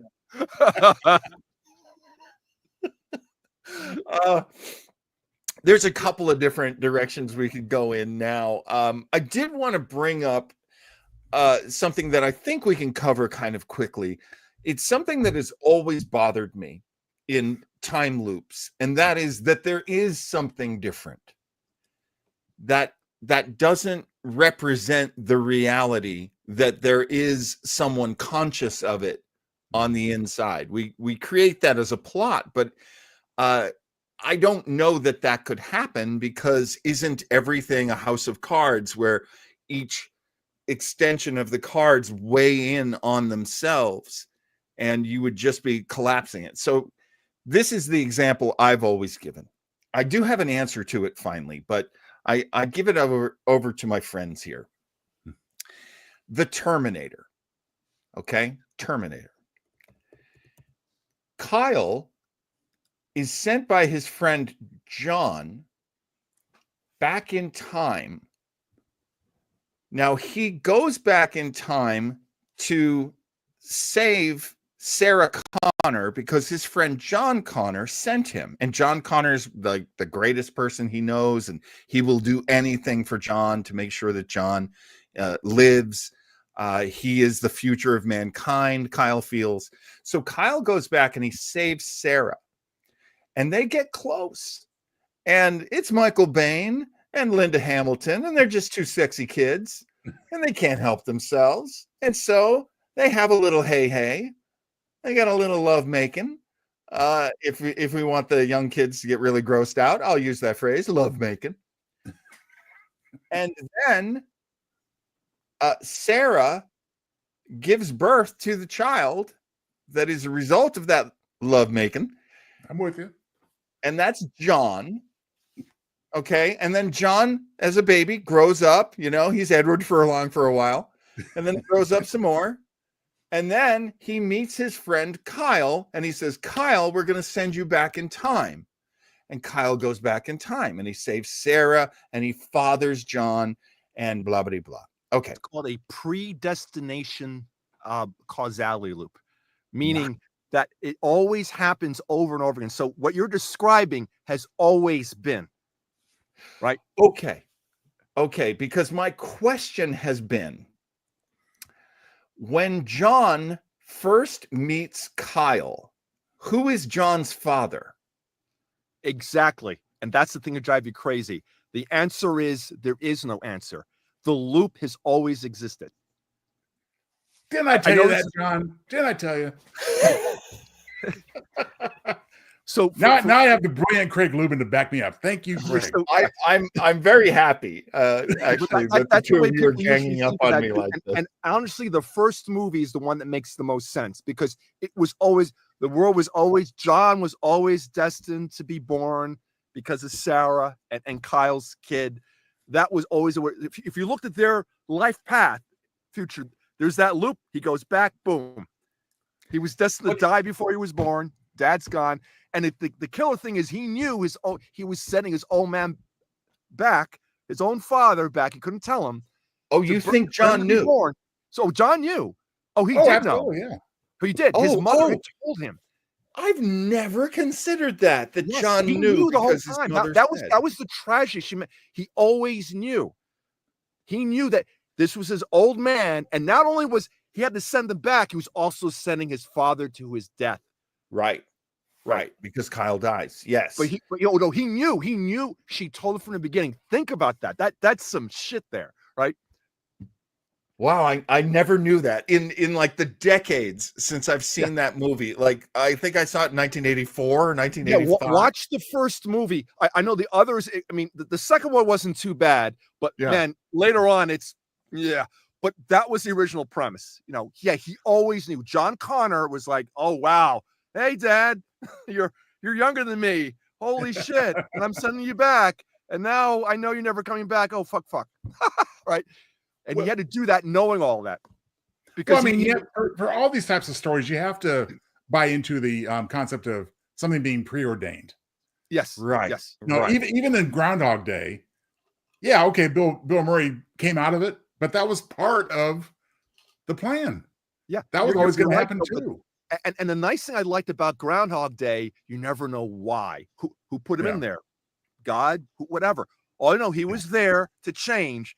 And the only way he got out, unlike that poor bastard we just saw just now, he had a way out. But the way out was something had to be done. Who determined that? We don't know. That's what made it kind of cool. Right. Now, I mean, a simpler example would be, okay, Kurt gets a birthday present from Dr. McCoy, gets his eyeglasses, takes them back 300 years to pawn them. And as Spock says, weren't those a gift from McCoy?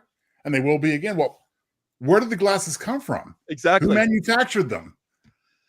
Now, exactly. This is the thing. This was so cool about a pop culture movie. Endgame, when they went back in time in Endgame, that was a different interpretation of physics, right? There's something called the Copenhagen interpretation of physics, which is the whole predestination loop stuff. There's another one. Well, if I go back in time and I kill my own grandfather, right? I don't disappear because there's now a new reality where I've just done that, but I'm stuck in that reality. If I go back to and if I ever go back to my own, well, you're not stuck, but if I ever go back to my timeline, I will go back to the one which had never happened because it's the only one I can go to. That's the only quantum state that matches. I know I'm getting really loopy here, guys. Sorry, but like old Biff went back to what had presumably been changed by his interference back in 1955. Yep. Right. Exactly. Now that was a different. That was I forgot the term for it, but that was one where you do go back in time. If you do kill your grandfather, you would cause a paradox, and you can change things, right? So right. But the end game one was every time you fuck with something, you create a new reality, and they explain that rather well, especially for a popular culture, beanpole movie. Hey, Data explained it the best exactly in the TNG episode Parallels. Where Worf was bouncing back and forth. That was the perfect explanation. That, in my opinion, should have been that was the best. That was a great explanation. The last parallel reality story they ever did. But of course, they went on. Yeah. But I think the bigger question, as far getting back to Terminator, is how did two attractive people like Michael Biehn and Linda Hamilton produce Edward Furlong? That's the big question for me.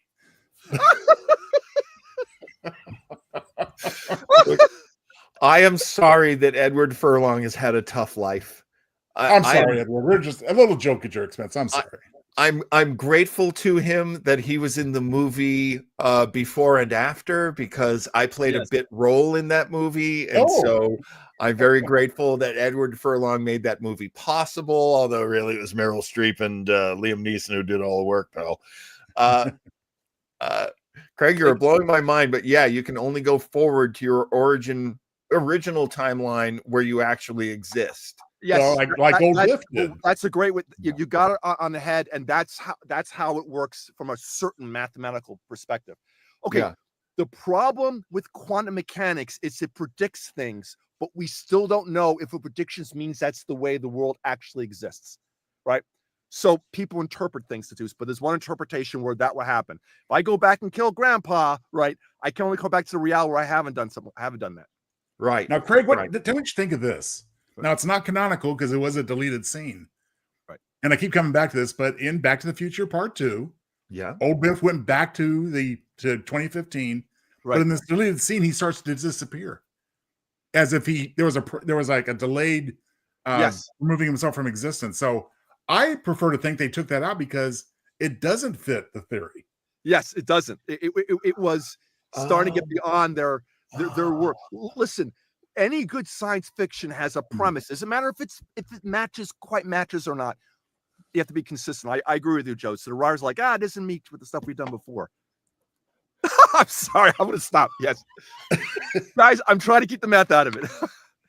Well, there were two directions I wanted to go in. So I'll choose the one that is based on Back to the Future.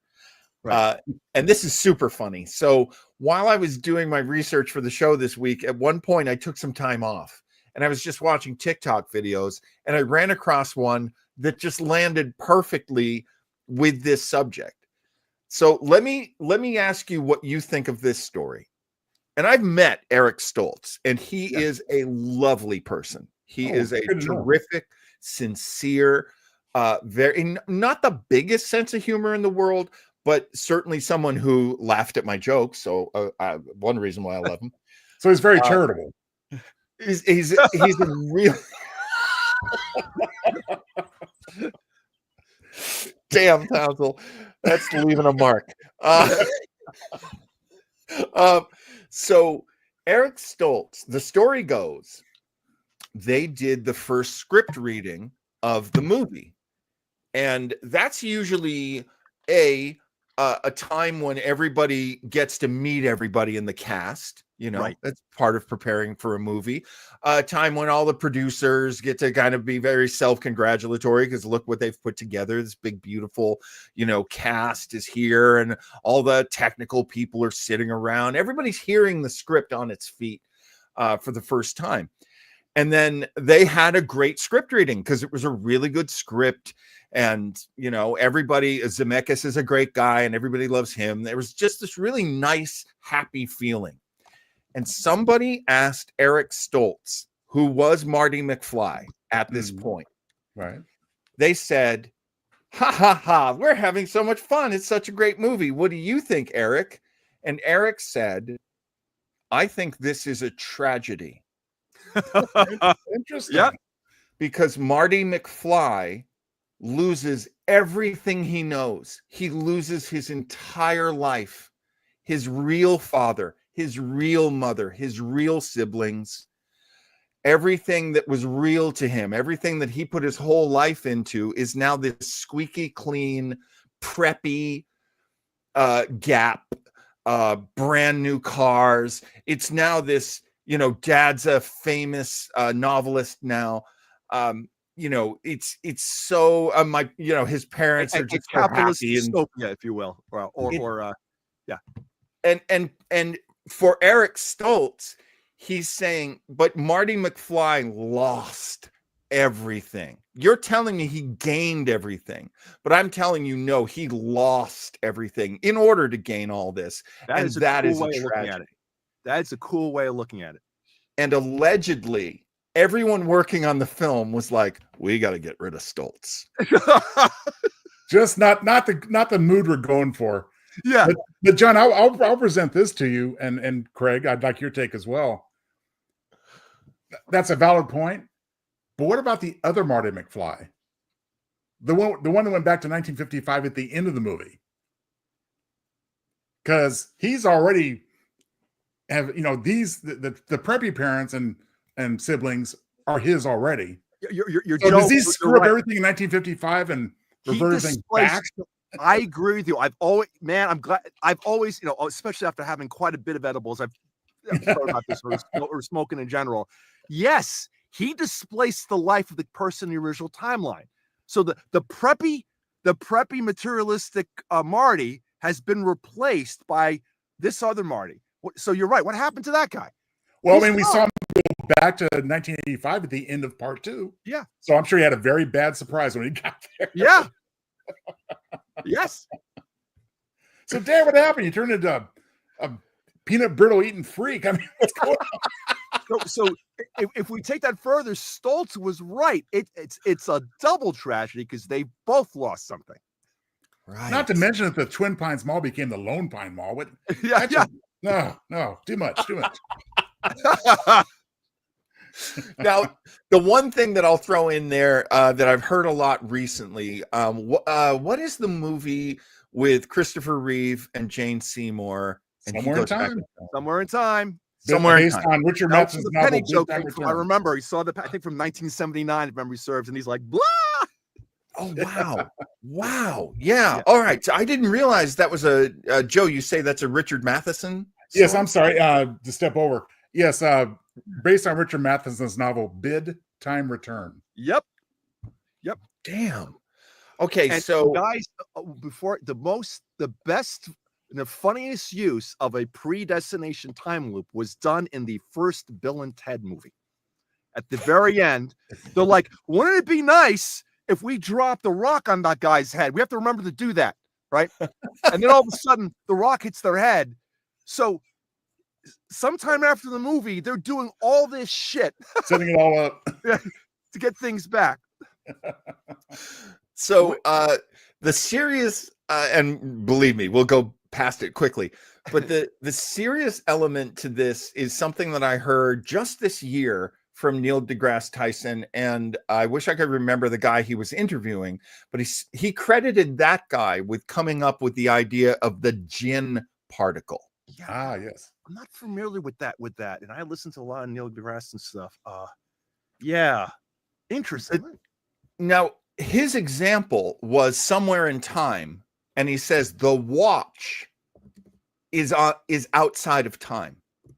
The watch does not obey where it should be in terms of time. My example from the Terminator is basically Kyle, where Kyle fathering, you know, the zygote made by Kyle and Sarah Connor. These are the Jins. These are outside of time. They basically don't obey the rules of time.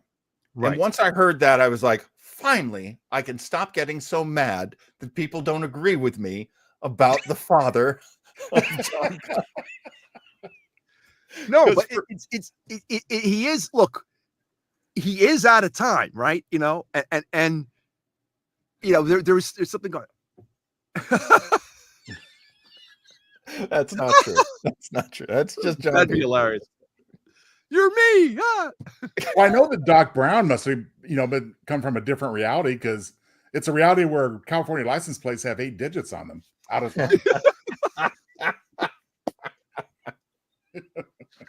There is a little more for us to watch if anybody's in the mood. Anybody want to see some more? Sure, why not? More. Sure. And don't forget, I want to plug my little surprise here at some point. Just take a minute. Yes. Well, I tell you what, let's do 2 things and then I'll throw it over to you, Joe. Sounds good. So I'm going to move. Hang on. I'm just moving. As if Groundhog Day 2 wasn't a big enough surprise, I have one more for you. That's fine too. Well, we don't have to do time crimes, because what I wanted to do was I wanted to point you towards. I'm not sharing this, am I? Hang on. I'm going to burn off a commercial here. I'm getting ready. There's a movie that I saw on New Year's Eve this year on Turner Classic Movies, and Eddie Muller does a regular show called Noir Alley, and it is really fantastic. And this is a movie that Eddie Muller on TCM likes to. Oh, wait a minute, what happened? Oh, cool. I sent you guys. I just remember this is another short little time travel movie. It has a different take on the loop, and it's a comedy. So it's a dark comedy, but it's. We don't have to show it now, but sometime just check it out. It is. Let's show it last, just in case they cut us off the air. Okay, gotcha. Yes. But we will show it. So what I want you to do is I want you to just see a little bit of this. It's the explanation of Eddie Muller, honestly. Nice. Of what this is. And hopefully it won't be too boring. And I love Eddie. And before Deanna complains, better maximize it. Thank you. Will do. I like it already. Always want to stay on my best side of Welcome, Noiristas, to the last Noir Alley of 2019. I'm Father Time, a.k.a. Eddie Muller, and I have a very special show for you today. We are going to celebrate New Year's a bit early with a film that opens significantly on New Year's Eve. It's repeat performance made by Eagle Lion Films in 1947. Making the occasion even more special is that in the 25-year history of Turner Classic Movies, this is the first time repeat performance has been shown. Wow. Not that the film is forgotten, especially by those who saw it on its initial release. In my avocation as a noircheologist, digging up obscure and neglected examples of film noir, this is probably the lost film I've been asked about more than any other. Oh, wow. And there's 2 reasons for that. First, it's got a hook that's a real grabber, one that nudges the film from the crime genre into the realm of the supernatural. On New Year's Eve, something dreadful happens to Broadway actress Sheila Page, something that will surely destroy her life. But a mysterious warp in time allows Sheila to relive the previous year, with the hope that her repeat performance will have a different ending. She gets I've often called this a noir variation of It's a Wonderful Life. Now, the other reason people ask about this film is that it had seemingly vanished. For decades, the movie was only a memory in people's minds, and folks began thinking that they'd imagined the movie. That's how far into obscurity it had fallen. But in 2007, I finally managed to track down a 35mm print to screen at my Noir City Film Festival. And even better, Joan Leslie, the film's star, agreed to appear at the screening. So imagine my chagrin when that print, which only arrived the day of the show, turned out to be a decomposing mess. Thanks to a collector pal with a 16mm copy, the show went on. But after that, I was determined to rescue the film from oblivion. And thanks to the Film Noir Foundation, the UCLA Film and Television Archive, and the Packard Institute for the Humanities, you now get to see Repeat Performance in its restored and resurrected glory. And soon, in cooperation with our colleagues at Flicker Alley, TCM, and Films Around the World, it will be available on Blu-ray and DVD. So here's the backstory of this unique movie. Eagle Lion Pictures was a British outfit owned by movie mogul J. Arthur Rank. In 1946, he created an American subsidiary by merging with Poverty Row Studio Producers Releasing Corporation, PRC. The idea was to make low-budget B movies to play on double bills with imported British films. Brian Foy, who'd managed Warner Brothers' B unit in the 1930s, was made head of production at Eagle Lion. And Foy marshaled some formidable producing talent for this modest operation. Aubrey Schenck, Walter Wanger, and Eddie Small were all innovative independent producers who joined the fold. Foy decided to get a bit more ambitious when Eagle Lion purchased the 1942 novel Repeat Performance, written by William O'Farrell. Initially, it was a package deal with Frank Otone to star and Gilda screenwriter Marion Parsonet to write and produce. Constance Dowling was set for the role of Sheila Page, but after small parts in a couple of films, including swell noirs like Black Angel and Blind Spot, Dowling became disillusioned with Hollywood and moved to Italy. Sylvia Sidney then agreed to the role, doing screen tests and signing off on Parsonet's script. Foy announced that Jules Dassin would direct. But in October of 1946, Brian Foy bought out Parsonet's interest in the film, which ended Frank Otone's involvement as well. Aubrey Schenck was assigned to produce, and Foy replaced Jules Dassin with Alfred Worker. Meanwhile, Joan Leslie had taken Warner Brothers to court to get out of her contract, which she'd signed in 1942 when she was only 17. Leslie had been typed as a sweet ingenue, but now that she was legal, 21 years of age, she was itching to play grown women.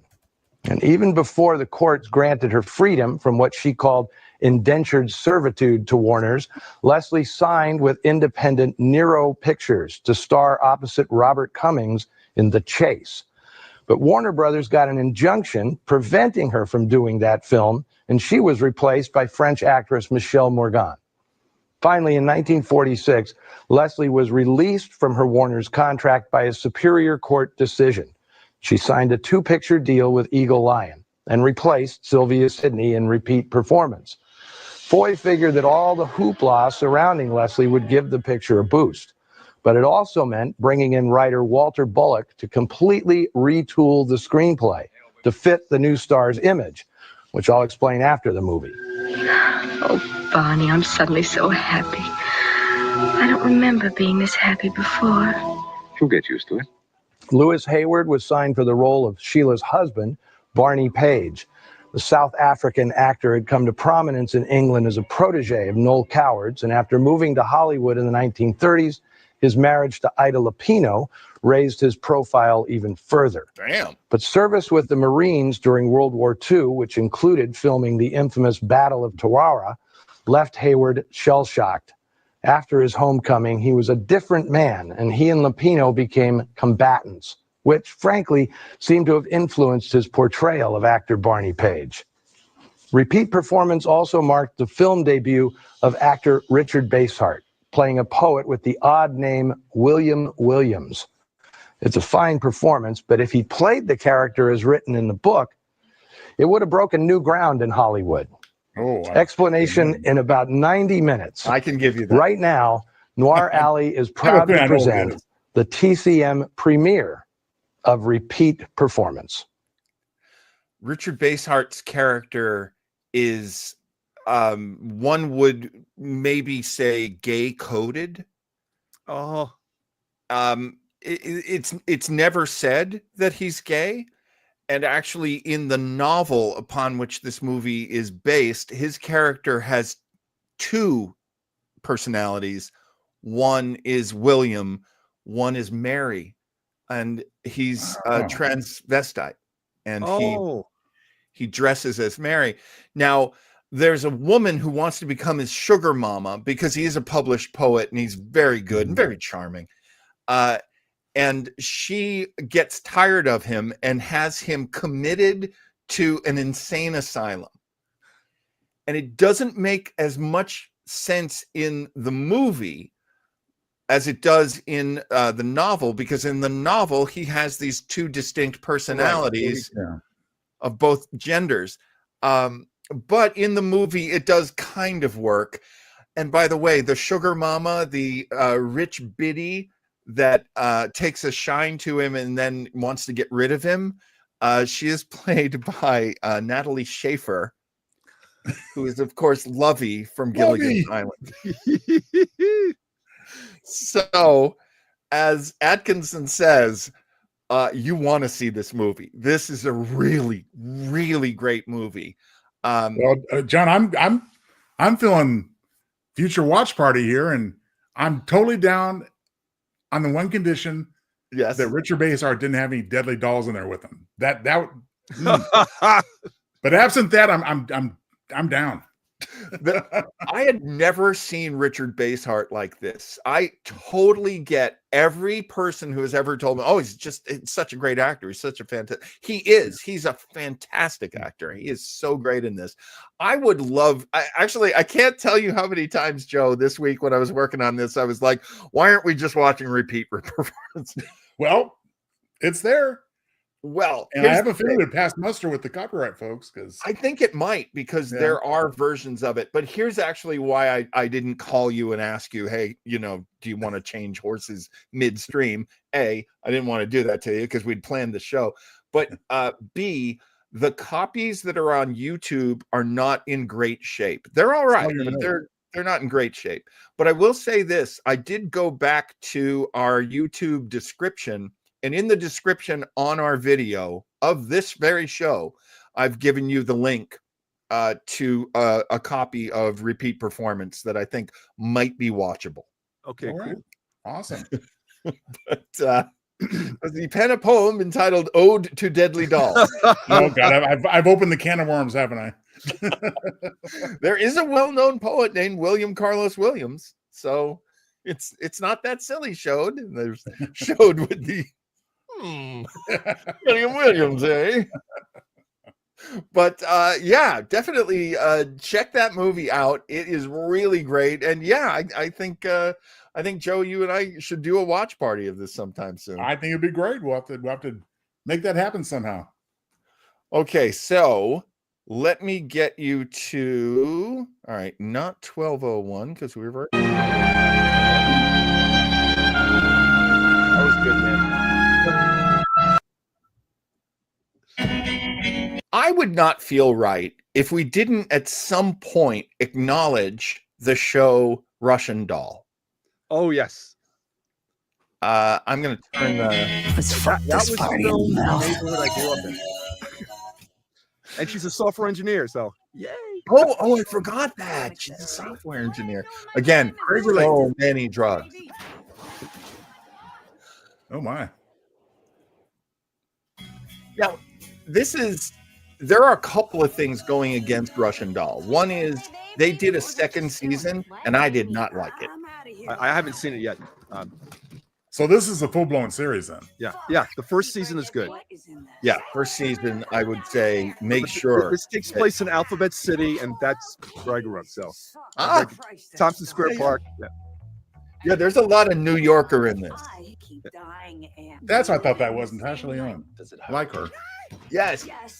Now, Natasha Lyonne, of course, had a show, and I think they're bringing it back at some point, called Poker Face. Yes. On Peacock, and it is one of the best TV shows I've seen. I mean, granted, it really has a lot of like tributes to Quinn Martin shows. Oh. And there's a lot of like production.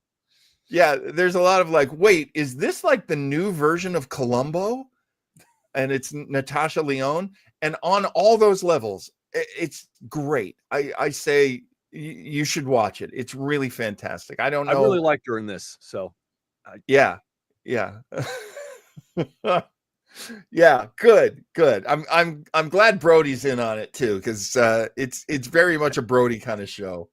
I mean, what you're saying here too is like, it's almost like if they actually did make a sequel to Groundhog Day, it's like, no, leave it the way it is. I won't watch season 2 then, because season 1 was good of this show, Russian Doll, and Poker Face sounds great. I know I've seen it on Hulu. I got to check it out. Yeah, it's really, really worth seeing.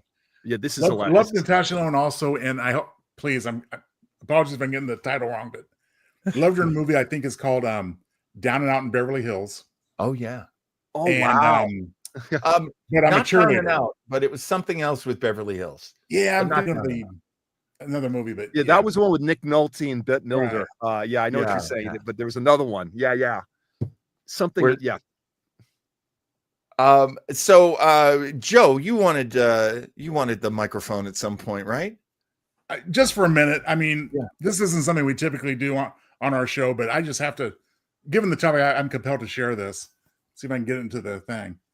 What you're looking at is the cover of a book I love, Replay by an author named Ken Grimwood. You probably don't know of him. He's passed away many years ago. This book is, as far as I'm concerned, is one of the earliest modern examples of a time loop story. I won't say a lot because I really do recommend that you check it out. Real quick, is this the guy who keeps going back in the loop and he's in his 40s? Exactly. I did read that. I read that book. Yeah, you have read it. Right. Then you know, Yep. because yes, it's about a man that has a heart attack and dies at 43. That's goes it. Back to 18 and lives the same 25 years of his life over and over again, but with different results. And it's just wild. It really takes full advantage of the concept. And I did confirm it is available on Amazon and probably other ebooks as well. So yes, again, Ken Grimwood. I was heartbroken because he was actually writing a sequel when he passed away. So we'll never see that. That but book it's a given to me fantastic my book. I 43rd definitely birthday. recommend it. Yeah. Oh yeah. As a birthday present. It was given to me on my 43rd birthday, one of my friends. So Oh, great timing. yeah. Still looking for that Natasha Lyonne film where I believe she's like homeless and is like Alan Arkin her father in that? Or? Alan Arkin's her father. They're not homeless. It's just they have to keep going to different places because they get evicted from the first, Right. Okay. They're Beverly Hills Time Cop is not it. So no, that's not it. We can say that with some certainty. I will have a look real quick. Was it actually not a bad loopish movie too? I mean, it had some Well, I think they kept having the same problem, which was they kept going on the run from landlords. I mean, the irony is that they're technically in Beverly Hills, but they're in a very poor part of it. Right. Alan Arkin is the father. Carl Reiner plays the uncle, who's a real dick. And the two brothers are just hilarious on it. And it's very, very much of its time era. It's a 70s story. There we go. Slums Beverly Hills. Thank you. Brody, this time you're faster than Raphael. So it's all. And they're both faster than me by a wide margin. Yeah, I know. I'm not even in the stadium at that point. Yeah, same here. There is one more. You know what? It would be a commercial to show it. It basically, again, this week. Oh, I'll just show it. This week, I ran into this preview for a movie called Until Dawn. It has not opened yet, but I saw it in the theaters recently too. So I know. Did you see it, Craig? How was it? No. I saw the preview for it in the theaters, the trailer. So Retro Rangers is delving into future material. That's cool. Yeah. We've never done that before. We will again if we're in a loop. And I want to apologize to everyone if we do get stuck in a loop. Okay. Here, I really like the looks of this, and you know me, I don't love horror films, and I don't love this kind of thing, but this looks really good to me. All right. Let me get some sound here. Screen Show's making a big comeback in recent years. He looks familiar to you. She's gone missing. I didn't say that. Do a lot of people go missing around here? Up the road, that's where people get into trouble. We were the first people here in years. Looks like it too.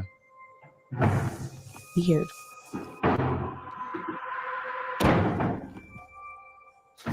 That's my sister's signature. Oh, shit.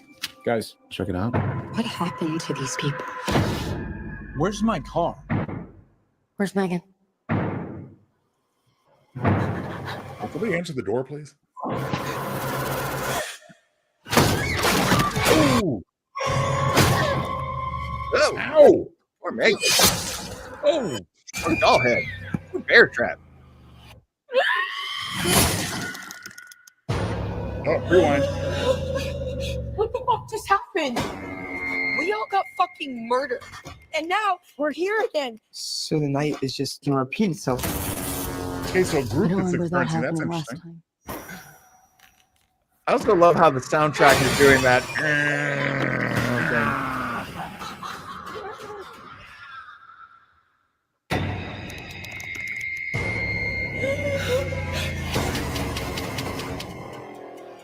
Holy shit.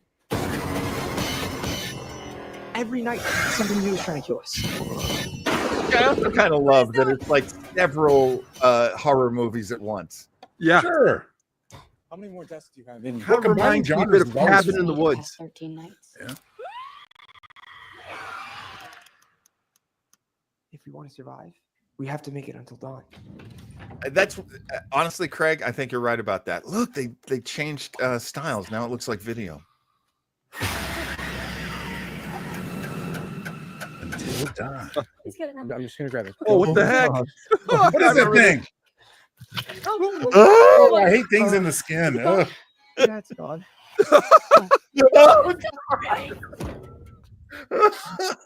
See what happens when you pop and pick your pimples? Yeah, exactly, folks. Don't do that. That was me. That was me. Good, All through John. teenage years. All right. So, bye, DJB. Later. Thanks, Diana. So yeah, that looks good. I like Atkinson's. It's like Blair Witch meets Saw meets VHS. Although Cabin in the Woods, I have to see that one too. I've never seen that one, Craig, but you are like the 10 millionth customer who has told me I should see that. Yeah, I think I would dig it. I think we're at the end of our time loop. Yes, this loop is complete, I think. Is there anything else anybody wants to throw onto the fire? Yeah, this was good, man. I had fun. So, yeah, check out the 1 minute time machine on your own, folks. Yeah. No. Oh, you know what? We can still watch that. We still have time for that. It's like 5 minutes. Yeah. No, I'd forgotten I wanted to okay. A little after dinner mint. Yes, it's a comedy as opposed to what the last time travel we saw, which it definitely was not. All right, so I'm looking for 1 minute time machine. Let's take a look, and hopefully this doesn't get us thrown off the air.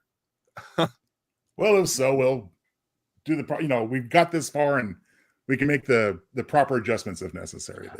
If we do get thrown off the air, please visit joetownsell.com. Thank you. If you did take nothing else from this episode of Retro Rangers, visit joetownsell.com. And go see Groundhog Day 2. Do you mind if I I've seen this. Have you? Great country. Yes. It is good, Craig. What's that? Oh, nothing. Sure it's not a 1 minute time machine? Huh? Damn it. Talk about a short duration. Excuse me. 1 minute. Do you mind if I Great country.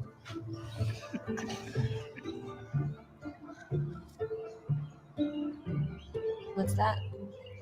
Well, it certainly isn't a 1-minute time machine. Damn it. My lunchbox. It's weird. I like weird. Cool. I'm Lanes. I'm James. James. Are you trying to pick me up? No, come on. Do I look that strong? Are you trying to pick me up? Yes. I'm trying to. Try harder. Hi. Harder. Coffee. Harder. Dinner. We go back to my place. Right now? And make sweet love. Oh. Finally. I'm so sick of men who can't just ask for what they want. I want you to spank my bad little boy bottom. Come on, I thought you'd... Yeah, no. I want to spank you. Oh, we're going right now. Oh, hey, you like science? Science. My 5-year-old niece likes science. I have a doctorate in quantum mechanics. Oh, you like theoretical quantum mechanics regarding both our perceptions of time and how we deal with universal spatial geography. Yeah. What's your favorite part? The butt. We were still talking about science. Me too. Oh, it's amazing. Scary as shit, though, right? I know. Wait, what? Why? Well, have you read the chapter on practical application? Of course, I read the chapter on practical application. And I am just going to hit this little red button here. Excuse me. I'm sorry. Who are you? What are you doing with my book? Shh. I need to read this real fast. Don't worry. This one doesn't even count. Let's see here. This guy needs a 1-minute time machine. Fuck that. No, I haven't actually read that. I'm too busy doing instead of reading. Doing actual practical time traveling? Have you used that yet? I don't know. Maybe. For me? Does that creep you out? No, it's actually really beautiful. You really think so? Yeah, I've never had a man fight for me before, let alone die for me. Well, I'm sorry, die? No, I'm still here. Yeah, not you, exactly. But that's the point of the chapter, right? Time travel's impossible. No, it's not impossible. I've done it. No, every time you've pushed that button, you've created a copy of yourself in a parallel world that exists 1 minute in your past.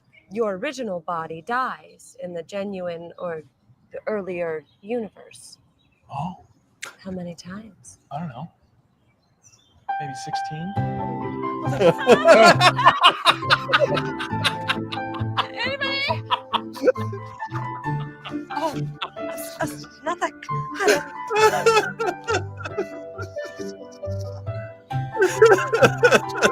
Are you? Oh my god! Oh god! Shit! Someone please help me! Oh god! It's touching me! Okay, wake up now. 16 times. You know, the bright side is you're the first successful multiple suicide. It's pretty cool. Hey, look. Let's go back to my place and just forget all about this stupid little murder box. Murder box? The suicide machine. Who cares? That wasn't you. It was them. I can't. Shit, really? How am I ever going to get a boner again, knowing what I know? Damn it. That's the ultimate price we pay. Gina, too, you better thank me for this. What's your favorite part? Time travel. Me too. It's amazing. Scary as... Scary? What do you mean? No, nothing. I mean, it's not like this is some multi-dimensional murder box or anything. Huh? Damn it. We had it all figured out. Now we're all messed up again. Well done. Don't you guys kick out of that one? Yeah, it's I do again, and I when it's Yeah, I stumbled upon this somewhere not more than a couple weeks ago. Oh, no So kidding. I should have thought of it for this it's the episode, but- it's the parallel universe idea again. Yeah. Because not to be nerdy. So in quantum mechanics, you can't transport, you can only copy, right? From one Right. state to another. That's why transporters are murder machines. 'Cause Yes. You can't you turn yourself an energy back. No, you're dying, and then you're creating a copy. I mean, to be really literal, you're actually faxing. Yes. Yeah. You know, so you've taken the essence of what you are. And did you ever see the sci-fi TV show Dark Matter? Yes. Yes. Yeah. I'm ruining the first season by telling you this, but yeah, our heroes find themselves with no memory of having existed before, and it's because they're all copies that are supposed to not last, but they were created by a teleport machine. Yes. Yeah, it's personally, I could deal with all these possibilities, but I don't think I could deal with becoming Tuvix. That's my limit. You know, this is a really good opportunity to tell everybody that on Retro Trekkers this week, Joe and I will be joined by another one of our great friends, Eric Kramer, and we will be watching Mirror Mirror. All right. It's a make good for Eric because we made him sit through section 31. Yeah. Yeah, we made him sit through section 31. So honestly, this is our gift. This is our apology. This is our dozen roses to Eric, and he's totally into it. So that's gonna happen this coming Tuesday. 7 and 10. On Tuesday at 7 p.m., 10 p.m. on the East Coast, if you're out where Craig is. Freezing. By the way, Craig, you told me that there's some snow out there. 3 inches of snow. It looked like it just tapered off. So crazy. Well, Craig, if you're still feeling a little chilly on Tuesday, just join us. I'm sure Mirror Her will warm you right up. I can check it out because I go into the office in Boston every Tuesday, but I'm not going this Tuesday, so I can't. All right. Yeah. Fantastic. I'm gonna be here in the in the forever shed. Our good friend Raphael suggested it, and frankly, it's a great idea. So on my radio show on Thursday, we are going to bring you a radio show most people don't know even existed. Humphrey Bogart and Lauren Bacall had their own series, and it was called Bold Venture. We'll be listening to an episode of Bold Venture coming up this Thursday, once again, 7 p.m. on the Pacific Coast, 10 p.m. on the East Coast. And John, what you saying? Because I'm so looking forward to Bogey and McCall. And what you saying? That's going to be going to kick off a month of high star powered classic entertainment on radio. I am so desperate for ratings that I have decided that it is movie star month. It's Hollywood month in February. Yes. And so our first installment of a show led by a huge star, in this case, a star couple, will be Bold Venture. We'll have lots of surprises for you as February rolls along, and I find other radio shows I can play for you that have these big movie stars. But I will tell you the one coming up after this one, Marilyn Monroe. Oh, nice. And I am there. And it's not a mystery show. It's a comedy, but I think you'll forgive me because she is marrying a ventriloquist dummy known as Charlie McCarthy. Oh. Well, I'm going to be there for that. Absolutely. And of course, this one too, because I love Bogey and McCall. So we got lots of big stars trying to get Web of Mystery really off the ground. A lot of people excited about it. So February, that's a month in which that will happen. And then a week from today, our very own DJB, Diana J. Brody, will be guesting with us in a week, and we will be watching clips from game shows. And something that has been basically planned for a long time. We're finally going to do it. Can't wait. I'm so sorry that Brody left before her promo, but she knows she's coming. Promo. I'll tell you what, Brody gives us 2 hours, and frankly, it's a gift. I'm so glad she does. But we're also so grateful to anyone still with us at this point. Craig, I have to ask you, because you are so brilliant, sir. I know it's tough, a tough thing to ask, but could you possibly solve this puzzle on the Wheel of Fortune board?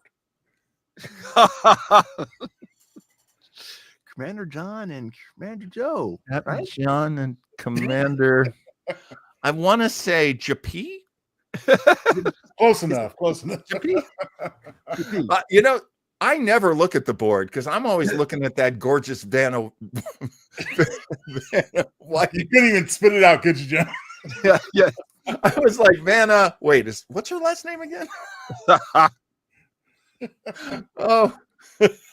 Well, how about that handsome, Wink Rubberdale there? I mean, that's actually like one of the most genius things, Craig. He did not put my head on Pat. He actually put Wink Martindale into this shot and then put my head on. Oh, wow.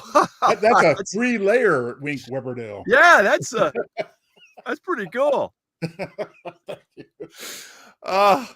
So that will do it. I tell you what, we'll go out on the JT.com commercial. How about that? We'll go out with that. Sounds great. Thank you, sirs. And nice. Craig, thank you so much for joining us. As always, you bring so much to the table as far as great facts and trivia and humor. Love it. Thanks, Thank you, guys. sir. Oh, it's been fun. I always have a blast. I'll tell you what, I am going to play the closing credits. Why? Because Craig is in them.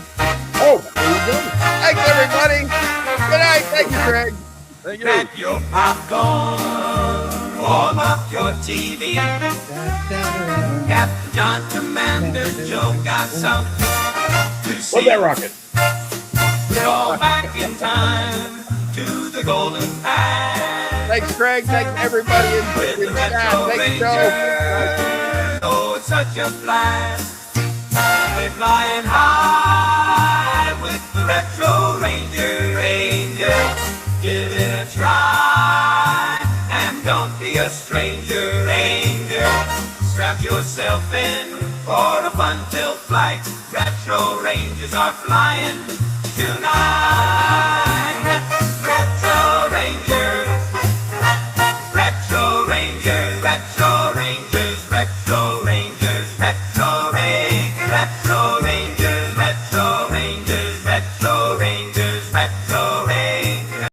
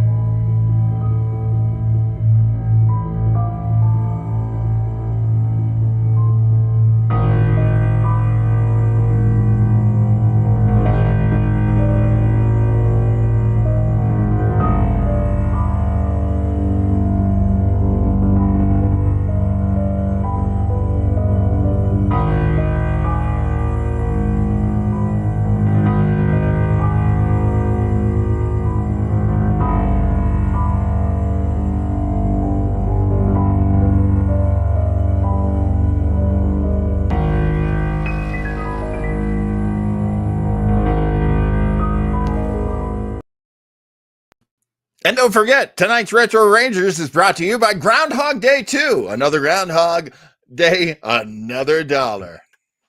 Why, yes, John. And it's coming soon to a $1.99 DVD bin near you. And it always makes me break out into a song. John, would you care to join me on the chorus? I'd love to. Let's go.